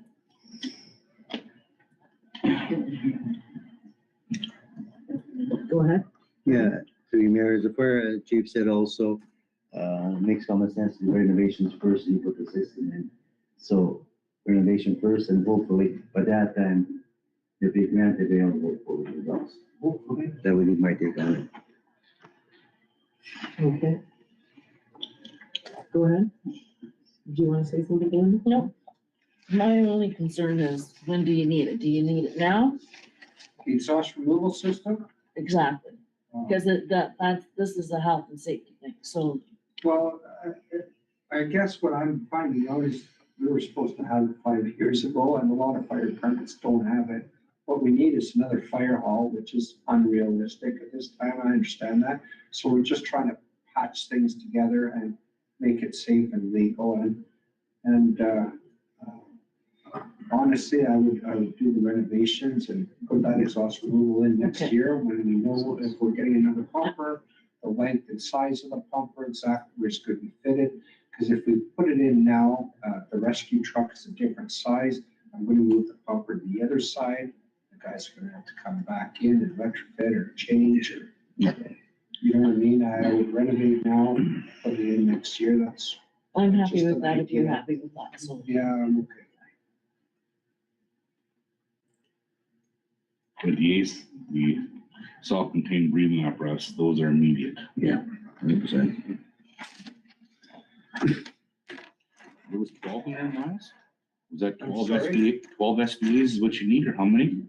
I need one for every person that's on scene. Okay, In the trucks, we can hold only about 10, so that's why I said 10. And okay, if I've so, got 10 firefighters, then if it's that bad, I'll send the others home, gotcha, okay. right? But a big fire is as many hands on deck as you can have. I can't carry 20 SCBA's. So that's why I said 10. Okay, so another question just for the treasurer. With the construction loan for the arena, is it specified that it would have to, like, are we able to put other things within that construction loan? while it's open, or does it fit just with that project? Yeah, just for the That project? Yeah.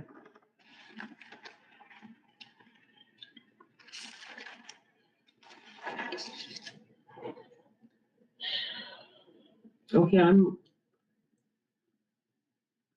also willing to go with the, renovations for the fire department and the ball field under a 30-year loan.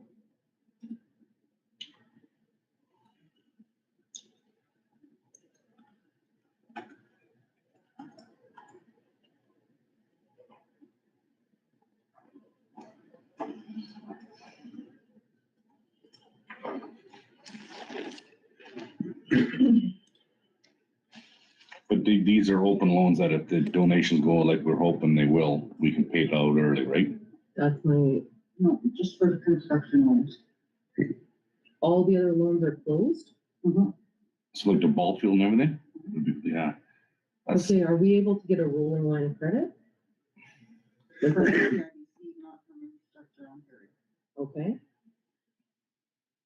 because that 220 would potentially turn into 400 on a 30-year loan. It doesn't make sense. yeah, no, I don't wanna do a 30-year, I thought it would be paid off. That's what I said earlier.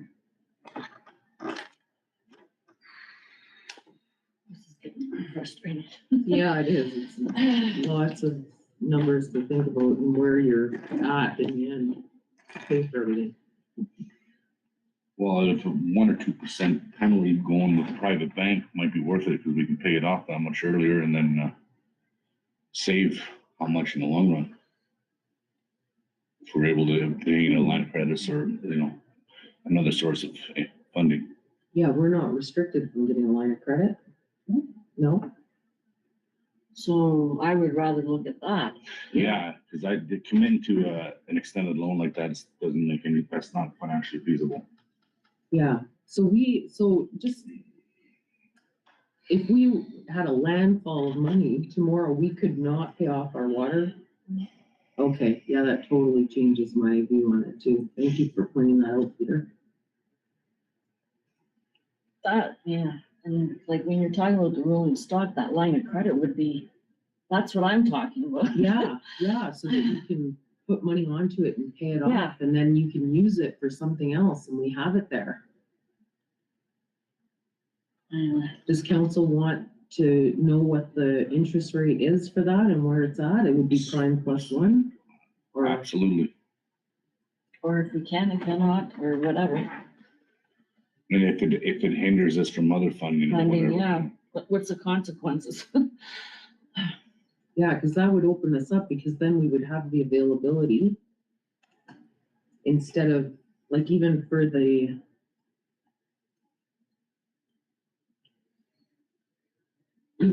even to bridge us so that we have the, we put it into a loan later. We can't do that, probably.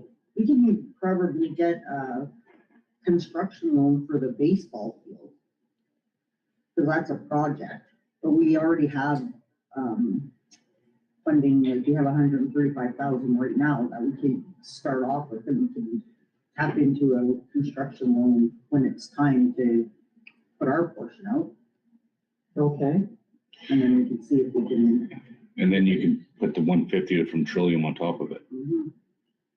Or are you saying the 135 is from Trillium? Yeah, Oh, sorry. 150. we have 135 in the bank right now. We have Yeah, when it's done, yeah. Okay. So I think because we have to decide on that project tonight. I'm okay to do that and find out, we can figure out the loan structure that we're gonna go with.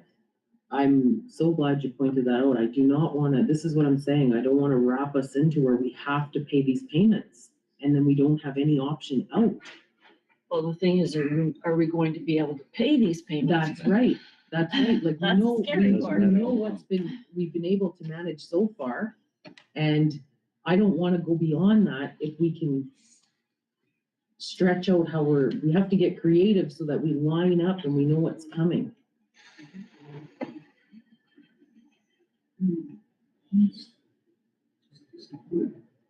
So if we're able to get that line of credit, then we could buy the units for the breathing device out of there. Oh, sorry, go ahead. You know, the construction loans are just for projects that you can build while you have money at your disposal, not just for objects. Oh, sorry, I was talking about a line of credit. Oh. I was saying about the line of credit, if we were successful in getting the line of credit, we could take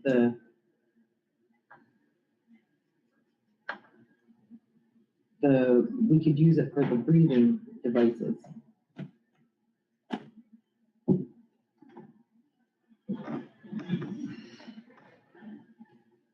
Is that a yes, Yeah, yeah, okay. Oh, well, I should say yeah, but I can look into it. I don't want to give an answer. I can ask the IDC about it. Okay, but we've gotten loans with them every year, like a line of credit every year. It's for our, Budget? no, overdraft. Overdraft, yeah. And we've never, ever gone into it though. No.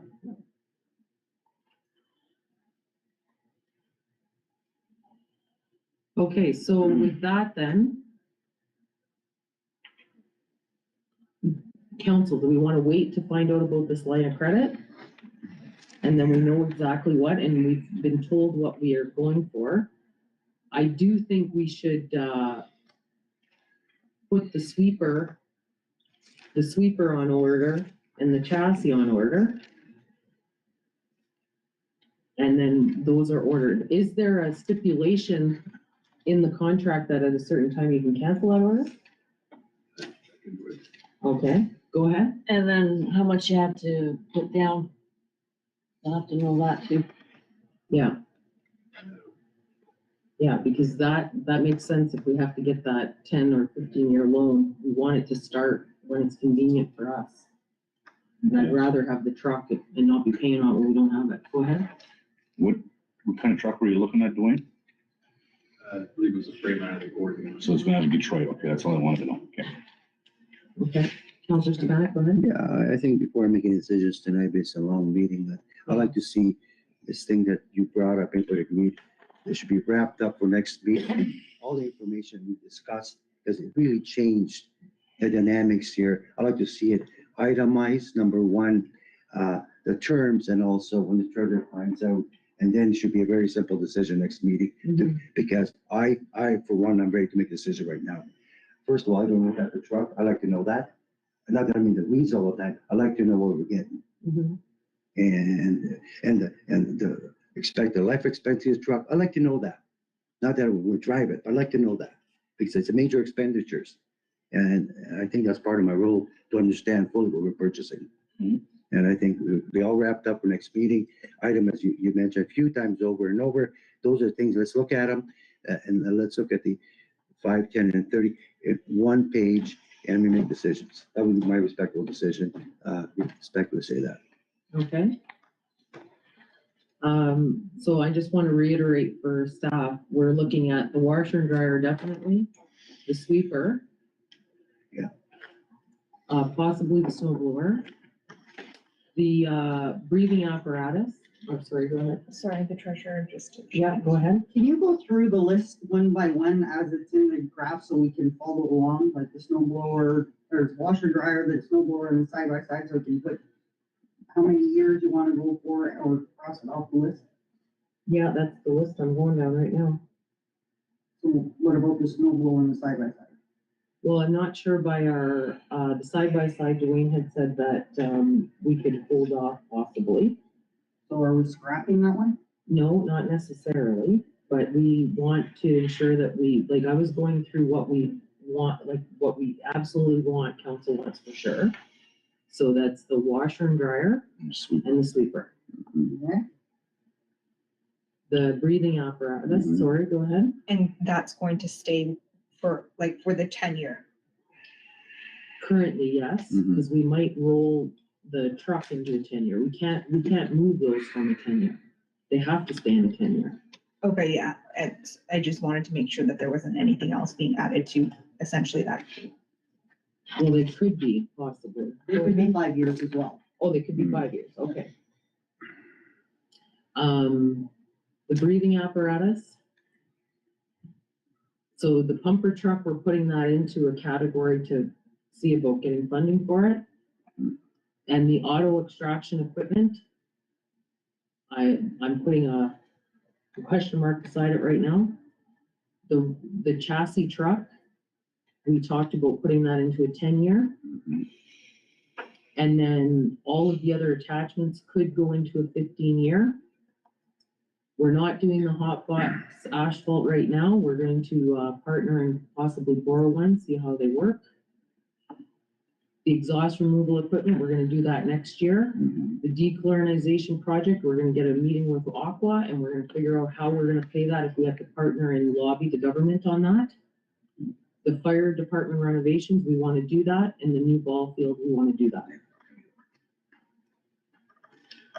The ball field and the fire department renovations, if we can get a line of credit from the CIBC, we will decide the best avenue so we can pay it off.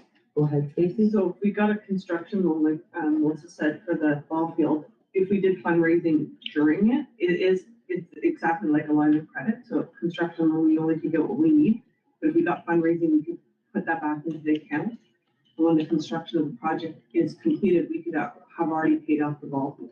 Oh, that's We a would I like only that be idea. paying on the interest. So if we did a construction loan for the ball field, the arena, and the Third Avenue project, we could do the same thing. We have a construction loan, and if we're constructing for 5 years, we can get sponsorship or donations and put it into that. And at Okay. the end of the period, we wouldn't have a big loan. We could potentially pay them off. That's what we did with the airport project. Okay, We have a construction loan. We use the OSET funding to pay it down during the period, and when we're done, well, we're not quite done the airport, but we don't have anything outstanding. okay, great, because I'm concerned about the interest payments on those monthly, like, thank you for the graph you put out. Because it shows if you have these things outstanding, we wanna make sure we're following the reporting so we get that money that we need to pay it off. Because I don't wanna be paying, 20,000 a month at 10 months, like that's at 200 in interest. But we only have to pay the interest on the amount. that we Yes, can get out of it. Yeah, I gotcha, yeah. Go ahead. But then you have to take into consideration when I put in the claim reports, the government doesn't process them right away, so we are paying 8 months or something on $3 million. Yeah, that's what I was just saying, like, that's where I wanna make sure that we're doing it as quickly as possible, and then if I can help or council can help to push that along, to ensure we're getting our funding in the background, because we've talked about that before at delegations. Go ahead.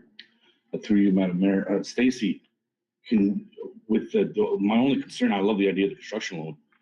But if you got someone like, say, Kenny Mayhew and several others that are really working hard to raise money for the ball field, can we have it separated so that, yes, we could say in good faith that we did pay it off, or his money's going towards that or whatever?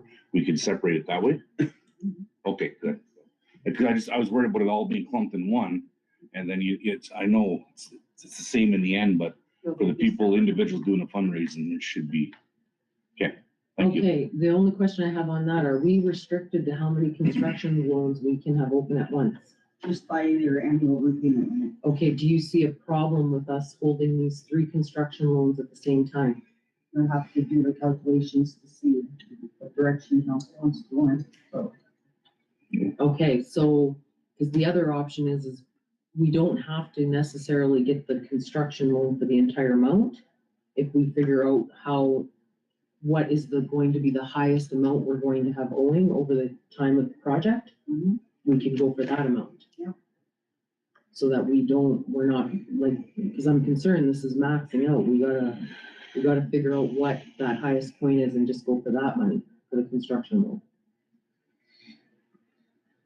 Okay. Okay, I'm game to find out if we can hold those 3 construction loans where they're at. I love the idea of the 220 being in a construction loan. My understanding is if we have donations, can we not put those donations, like if they come in, we can just pay it right on the loan? And then it's shown like, yeah, it went right towards that? Okay. I think that's the best. And, for the truck and the sweeper, are council good to have the staff look into ordering them and find out what the payment is required right now? Because if they're 10 months out, Okay, and then we also need to find out what about an open line of credit from a major bank. Okay. Go ahead, Drew. I will also, in the spirit of, getting best rate, I would also approach Northern Credit Union as well. Okay, I respectfully suggest that. Mhm. And, let the best, institution win, well, I'm wondering within our procurement, do we have to get three? It might be most likely. laid out in there already, Melissa, do you know? No, but I don't think that it's necessary to have a line of credit, but I would want to approach both banks to see what each one has got. Okay, yeah, well, we have Scotiabank in hers too? We don't really deal with Scotiabank, only the savings. Oh, with our current institutions, you meant? Excuse me.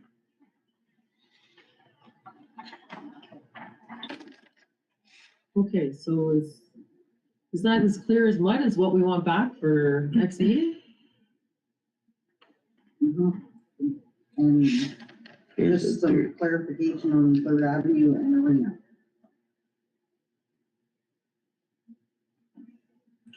What clarification are you looking So for? am I getting information to bring forward to council to make a decision, or council is bringing these to the public meeting? The town hall meeting, yeah. Yeah, we're gonna bring them to the town hall meeting, but we need to know for both of those loans, what, like, we don't wanna max ourselves out if we don't have to.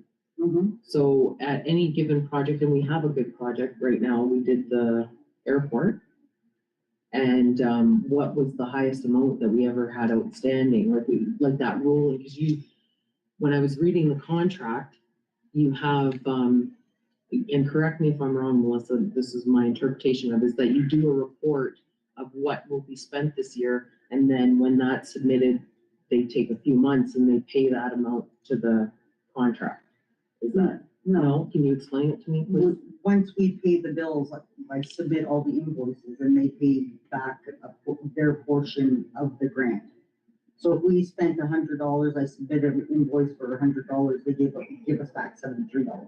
Okay, so are those revolving, you can submit invoices all the time, or do they have to be at a, No, all the time?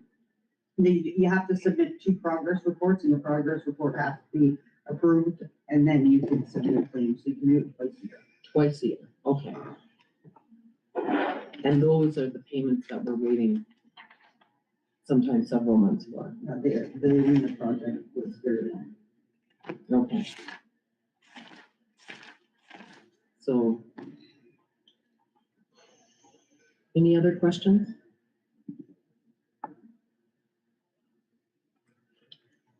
Okay, so for the open house or the town hall, we want to present the third Ave, option 1, option 3. And the arena, we want to present just the difference between if we paid a long-term loan and if we were able to fundraise. Is there any other items that we want to bring to the town hall? No, I think the rest of them we're gonna deal with either with this line of credit. Just to make sure Yeah, go ahead. where we are, Yeah. when we're talking about the arena, we're also talking about our ice plants, right? No, No, not at all. Nothing Okay, in the that's an arena. issue. Okay, That's a big issue. Cause I took it, that's another problem. okay. But, so we have to have that information given though, that this is what's coming next. Well, But we're people are looking, gonna ask. we're still looking at the GM, is it GMF? For the arena, the 2 ice plants? No. Oh, you mean the one common one that does both, right? Yeah, that was my understanding.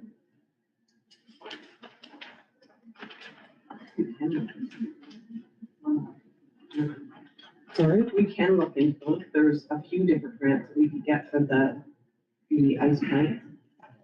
And the repayment on them, like, our repayment with 5 to 6 years is return on investment That's pretty good. for the ice plant that was recommended by JLR. Right. but we're not looking at transfer right now. Okay. Go ahead. And from my understanding, it was the 2024 capital projects, and the curling club plant isn't part of that, so I don't recommend putting that as part of the town hall or including that in the town hall meeting. Okay, I'm just saying that it is gonna be something that's gonna be brought up, I'm sure. guaranteed. No So question. just so everybody's prepared for it. Yeah, and we need to bring it up because we Yeah. have to figure out how we're paying for that. That's right. Yeah. Well, when I do up the fundraising strategy, I'll do two. I'll do two for the one for our arena portion, and then I'll do the one for include the plant. So there are two, and I'll bring those to council on the 15th, so you'll have them in your 15th agenda. Right.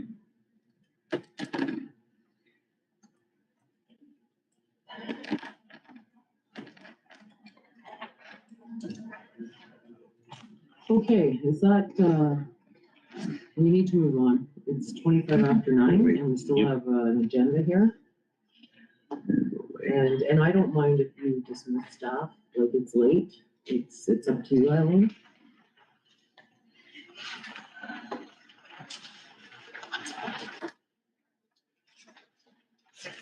Okay, if I can get a mover and a seconder to receive the report as information, please. Moved by Councilor Dragos Stack, second by Councilor Peter Kistemaker.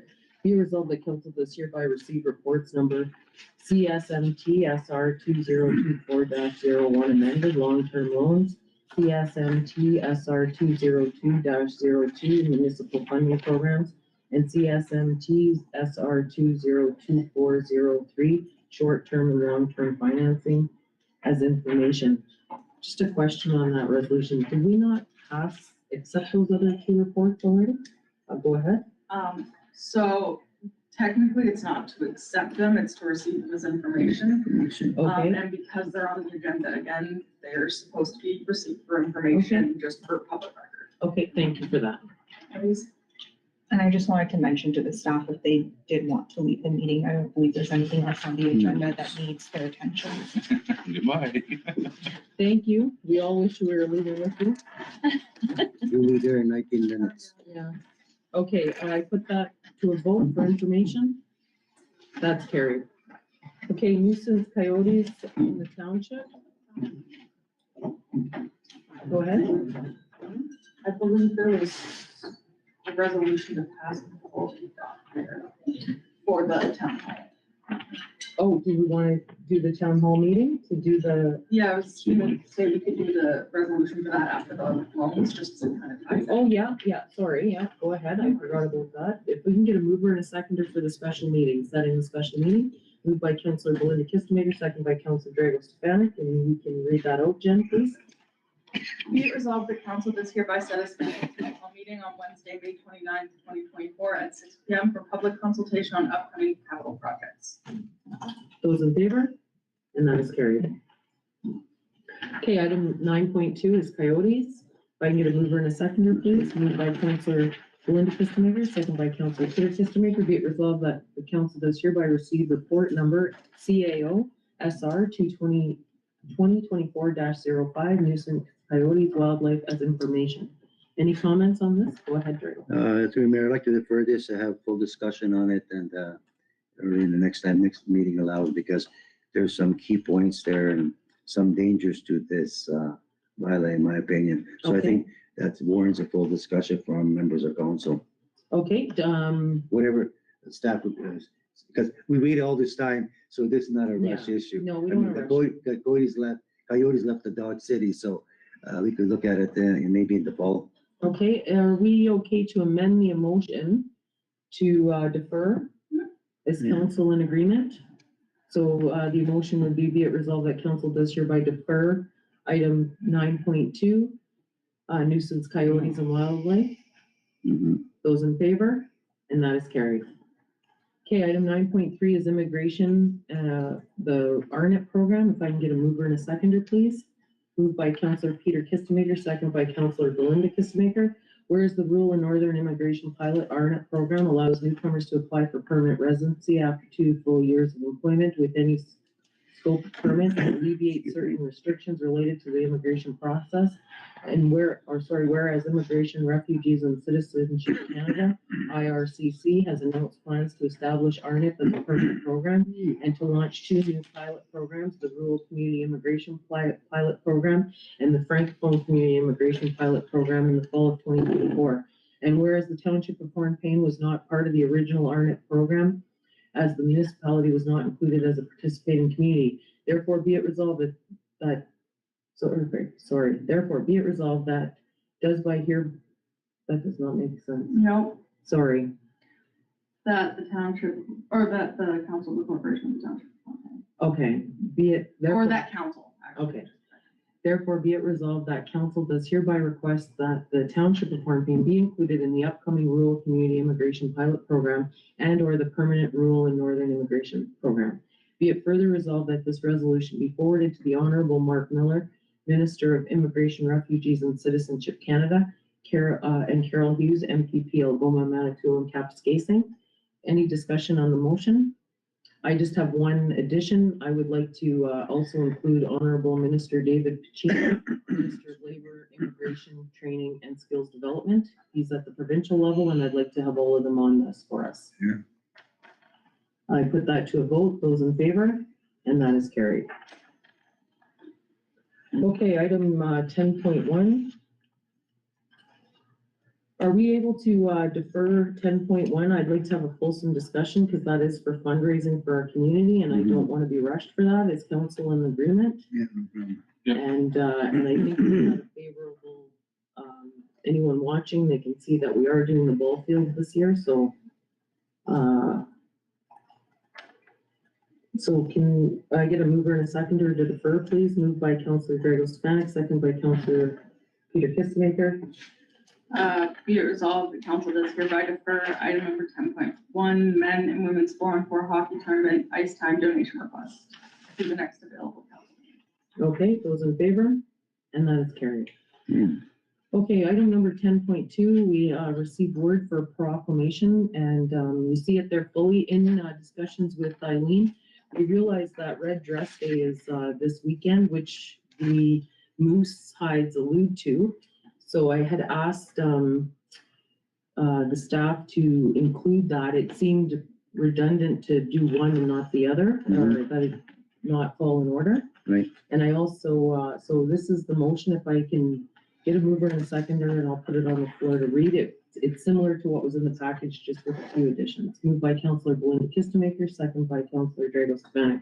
Whereas Red Dress Day is a significant observance in Canada held annually to honor the lives of missing and murdered Indigenous women, girls, and two-spirited individuals. And whereas Red Dress Day serves as a solemn reminder on the ongoing crisis of violence against Indigenous peoples and the need for collective action to address systemic injustices. Whereas the Moose Hide campaign is an Indigenous-led grassroots movement of men, boys, and all Canadians standing up to end violence against women, children, and all those along the gender continuum. And whereas the Moose Hide campaign was founded along the Highway of Tears in British Columbia in response to the injustices and violence faced by many women and children in Canada, particularly those who are Indigenous. And whereas intimate partner violence, IPV, is an epidemic portions across Canada, with more than 4 in 10 women having experienced it in their lifetime. And this reality is worse for Indigenous women, who are twice as likely to experience violence from their current or former partners. And whereas the Moose Hide campaign has distributed over 5 million Moose Hide pins that each spark 5 conversations about issues of violence against women, children, and all those along the gender continuum. Whereas wearing the Moose Hide pin demonstrates a commitment to honor, respect, and protect the women and children in your life, end gender-based violence, and take meaningful action towards reconciliation with Indigenous peoples. And whereas participation in Red Dress Day and the Moose Hide campaign is a concrete action for all citizens to address the legacies of colonization, residential schools, and the reality of more than 1,200 missing and murdered women in Canada. And whereas engagement with the Moose Hide campaign aligns with the United Nations Declaration of Rights of Indigenous People under the Truth and Reconciliation Commission's calls to action, and the calls for justice of the national inquiry into missing and murdered Indigenous women and girls. And whereas both Red Dress Day and the Moose Side Campaign Day provide opportunities for communities to come together, raise awareness, honor memories of those we have lost, and advocate for justice and reconciliation. Therefore, be it resolved that the Council of the Corporation of the Township of Hornepayne does hereby proclaim May 5th, 2024 as Red Dress Day and May 16th, 2024 as Moose Side Campaign Day. Any comment on the motion? Just as your mayor, I offered that for our town hall, I do have my red ribbon skirt that I'd be willing to have hung on Friday, and the staff can take it down on Monday as long as it's within the inside of the door. And if council's in agreement with that, I don't have any problem doing that. Yeah, that's fine. Okay, I put that to a vote. Those in favor? And that is carried. Okay, item 10.3 is proclaim Hope Air Day. If I need a mover and a seconder, please. Moved by Councillor Belinda Kistemaker, second by Councillor Peter Kistemaker. Whereas access to healthcare is a fundamental right for all citizens regardless of the geographic location, whereas Hope Air, a charitable organization, has been tirelessly dedicated to providing access to healthcare by facilitating free flights and other services to patients living in rural and underserviced communities in Ontario, ensuring that they receive vital medical treatments regardless of distance or financial means. And whereas Hope Air has been instrumental in bridging the gap between smaller communities and hospitals far from home, reducing the barriers that often prevent individuals from reaching medical care. And whereas the impact of Hope Air extends beyond the individual patients served, positively affecting families, communities, and the healthcare system as a whole by promoting wellness and reducing the burden of untreated medical conditions.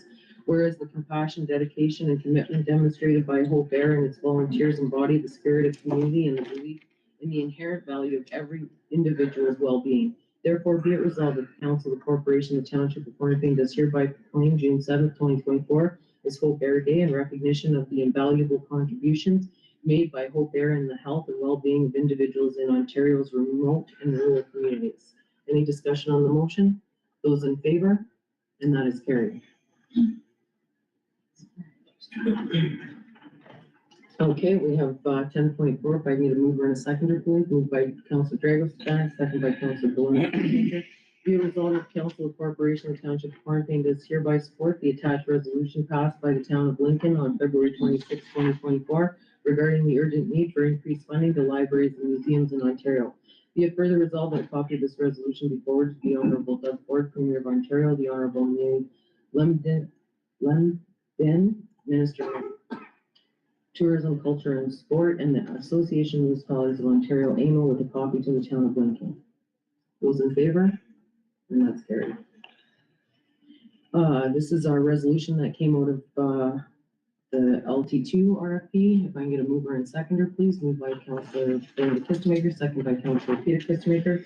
Whereas the Independent Energy System Operator ISO Long-Term 2 request for proposals LT2 RFP program aims to produce non-emitting energy producing resources that are enabling the ISO administered markets, including new build resources and repowering facilities, and where ISO LT2's cabinet directive recognizes that transmission constraints that restricted much of Northern Ontario from participating in the first long-term RFPs, LT1 RFP capacity procurement, will not generally apply to the LT2s as the reliability need is different, and whereas the prospective projects in Northern Ontario will be able to participate in the LT2 RFP and future procurement subject to the deliverable considerations.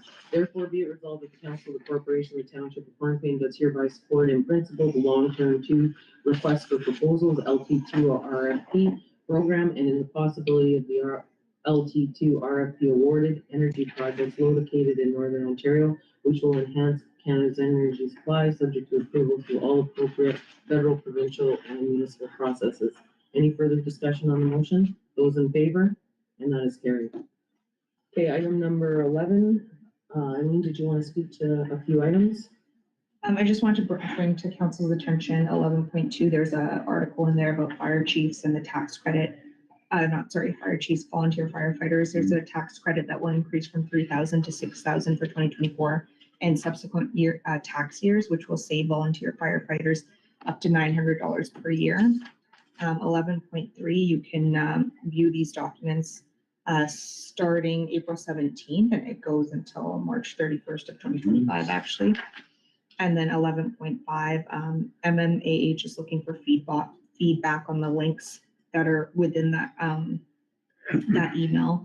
And each one requires the feedback to be submitted separately. So the dates vary from April 10th to May 10th. Okay, thank you for that. If I can get a mover and a seconder, please. Moved by Councillor Belinda Kistemaker, second by Councillor Peter Kistemaker. Be it resolved that the Council Corporation of Township of Hornepayne does hereby acknowledge receipt of the correspondence information on the package attached to the agenda of the regular meeting of council held on Wednesday, May 1st, 2024. Those in favor? And that is carried. Okay, item number 12 is the committee and board minutes. If I can get a mover and seconder, please. Moved by Councillor Briggs, second by Councillor Belinda Kistemaker. Be it resolved that the Council of the Corporation of Township of Hornepayne does hereby acknowledge receipt of the committee and board meeting minutes attached to the agenda of the regular meeting of council held on Wednesday, May 1st, 2024. Is there any discussion items from those minutes that we can move forward to our next meeting? Is there any discussion on any of those items? Okay, there being none, we'll leave them there. I put those to a vote for acknowledge. Those in favor, and that is carried. Okay, council committee updates. I'm going to move that to next meeting. Bylaws, item number 13.1.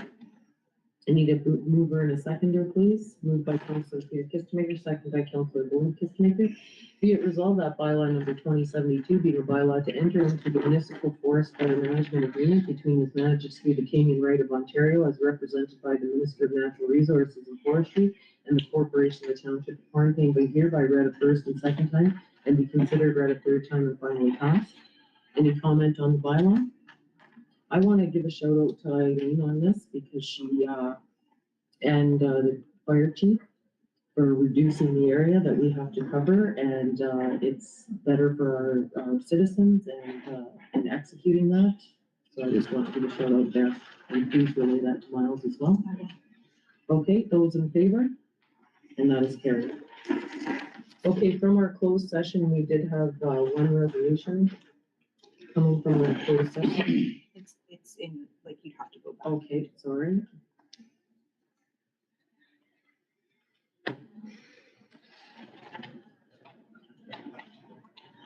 With all the discussion that took place tonight, it still fits? I believe so. Just because we hadn't really chosen the funding. No, it doesn't say anything about that. Okay. So, mover and a seconder on the ball field proposal, moved by Councillor Peter Kistemaker, second by Councillor Belinda Kistemaker. Whereas the Township of Hornepayne issued request for proposals RFP number 1130, Engineer Services, ball field on November 30th, 2023. And whereas the Township of Hornepayne received one proposal submission from Seaville Construction Company Limited with two options. Option one for a smaller size ball size field for $385,375 plus $50,987.25 HST, or option two for the larger baseball size field at $580,725 plus $75,494.25 HST. Therefore, be it resolved that the Council of Corporation from the Township of Hornepayne does hereby accept the tender submission from Seaville Construction Company in the amount of $385,375 plus $50,098.75 HST for the engineering services for option one, a smaller softball size field, and authorizes the CAO clerk to notify the proponent and prepare the agreement for signature in order for the project to proceed. Any further discussion on the motion? Those in favor? And that is carried. And just for the other items out of our closed session, there's no further discussion at this time. And adjournment.